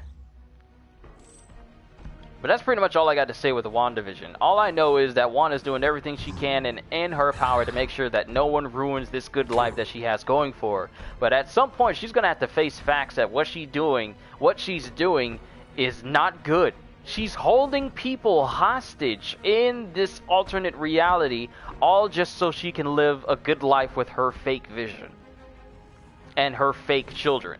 Because, I mean, she has kids in this reality, but it's kind of impossible because Vision is a synthetic android. There's no way that he can have kids with Wanda that way. I'm not going to go into detail about it. But there's no way that she can actually have kids, yet somehow she has kids. So this is just another fake reality and fake event that she's having happen to herself. At the end of the day, she's going to have to acknowledge that none of this is real, and everything that she's been building up to live such a good life with Vision, that's going to have to disappear. She's going to have to acknowledge that at some point. And when that happens, I honestly don't know what's going to happen. Did Hulk power go down? Yeah, it did, because I put on his power went down because I put on a much better gear piece. But it's slightly lower level. I just want to work on upgrading that. I want to work on upgrading this specifically. This gear piece, that's the reason why my power is down to 149 instead of 150. This gear piece has much better upgrades compared to the one that I had on me before. Because this one where is it? I had it somewhere around here. This right here. This only had those two special abilities down there, but then this one has an additional ability that makes it so that I regenerate my health even faster while I'm using rage. So I'm going to work on upgrading this exotic piece, and hopefully I get some better exotic pieces for the rest of Hulk here, so we can have a full set of exotic gear. I don't know how long that's going to take due to how bad the loot system is in this game, but we'll have to see. But I think that, actually, you know what? Before I draw this to a close today, because we're already going on 3 hours and 30 minutes, and I kind of want to chill for the rest of the day today, because I got a very busy day tomorrow, and I just want to rest. I got multiple reactions to do. I got a reflection stream to do. I got a reaction to a One Piece episode to do. I got a very busy day tomorrow, so I want to go ahead and just kind of rest up. I'm going to get myself something to drink here in a minute. But what we're going to do is we are going to go to a vendor. Let's go to the helicarrier and see if we can get our hands on some more of those nanotubes so I can try and upgrade this World Breaker's exotic gear piece a little bit more. And what have I been missing out on?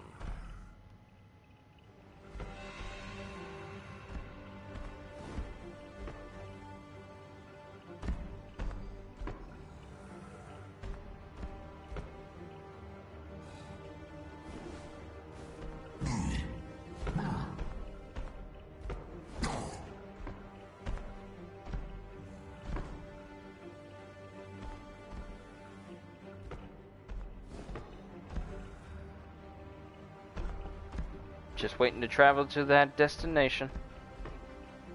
Then if I can get myself some nanotubes, not all 87, because they're probably not going to let me get that amount. You have been doing good on your streams and videos. Well, thank you, Jaden. That is the purpose of my channel, is to entertain people. So as long as I'm able to do that, then I know that I'm doing good.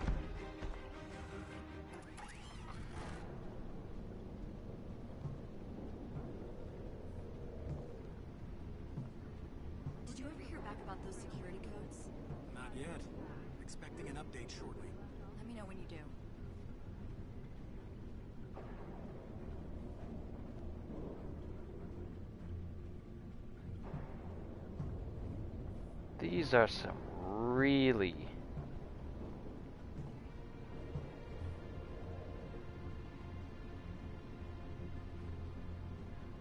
These are some really weird game ads.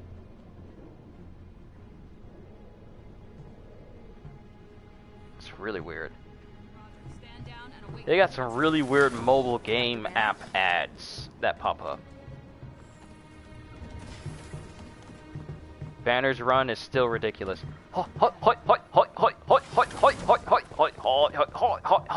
Keep me in coffee and check out what I've got for sale. If coffee is what causes you to do your job, then you have an addiction and you need help.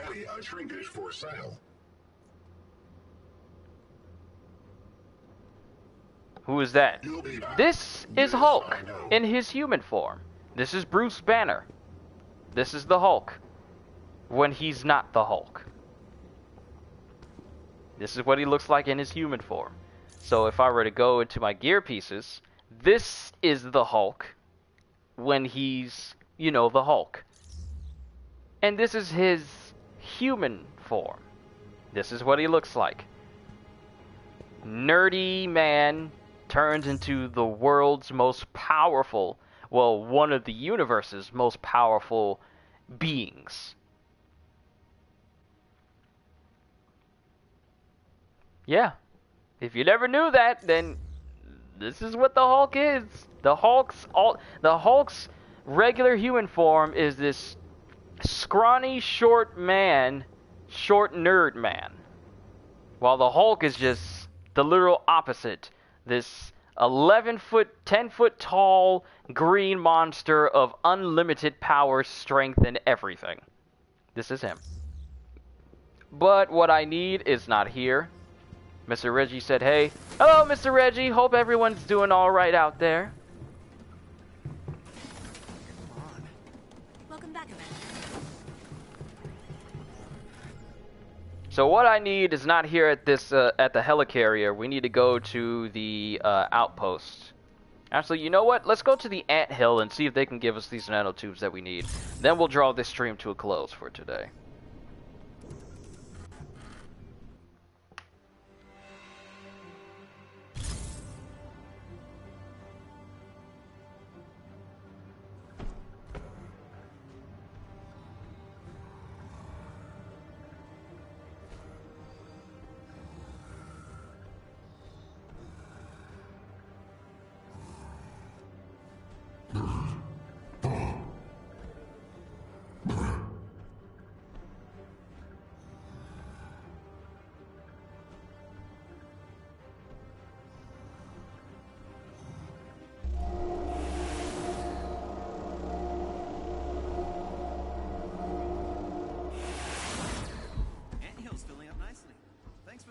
Oddly enough, you play as the Hulk when you're in this zone, but you don't play as Hulk in the helicarrier.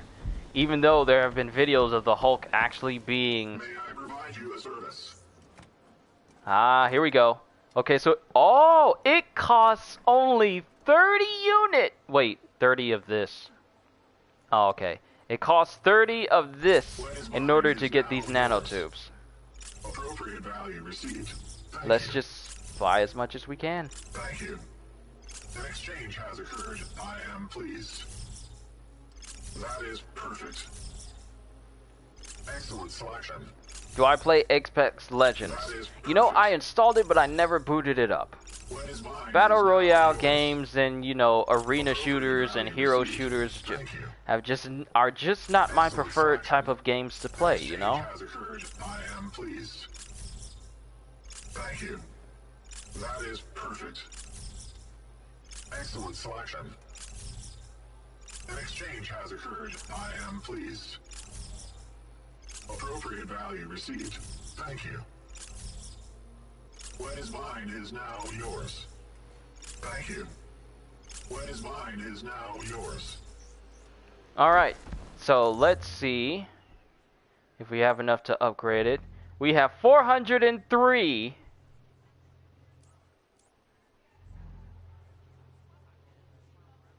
I was about to say, who's talking? And then it's just background sounds in the game that's in the back of my head right now.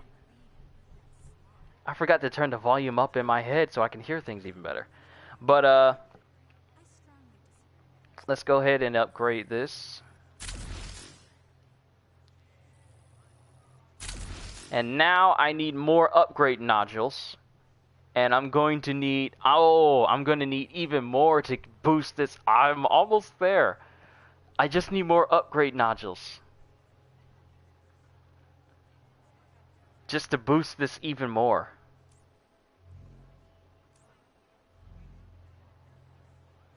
I'm almost there, though. I am almost there. Resilience and intensity. I hope I can actually get an exotic gear piece that makes it so that I do even more with heavy damage. Maybe I can get light damage gamma and heavy damage gamma, so that way I can inflict gamma damage regardless of what type of attacks I use. But I know where to come to if I want to get myself some upgrade.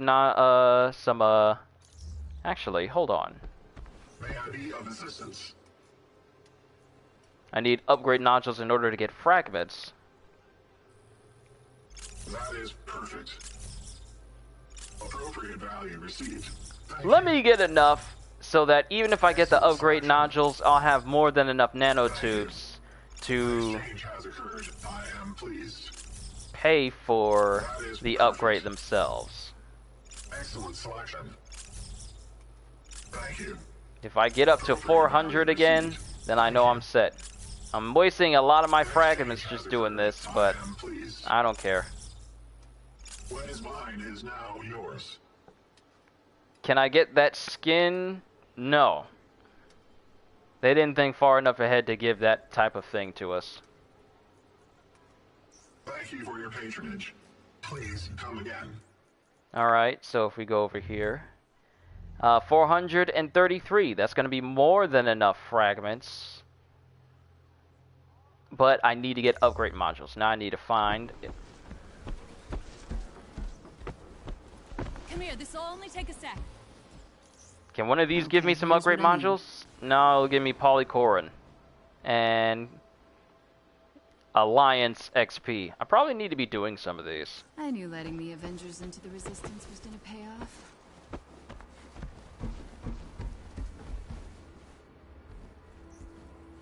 So we got the shield missions here. Hero. That was a good one. Okay, so I need fragments in order to purchase upgrade modules, but I also need fragments to buy nanotubes. And it costs 250 fragments in order to get one upgrade module. Maybe next time?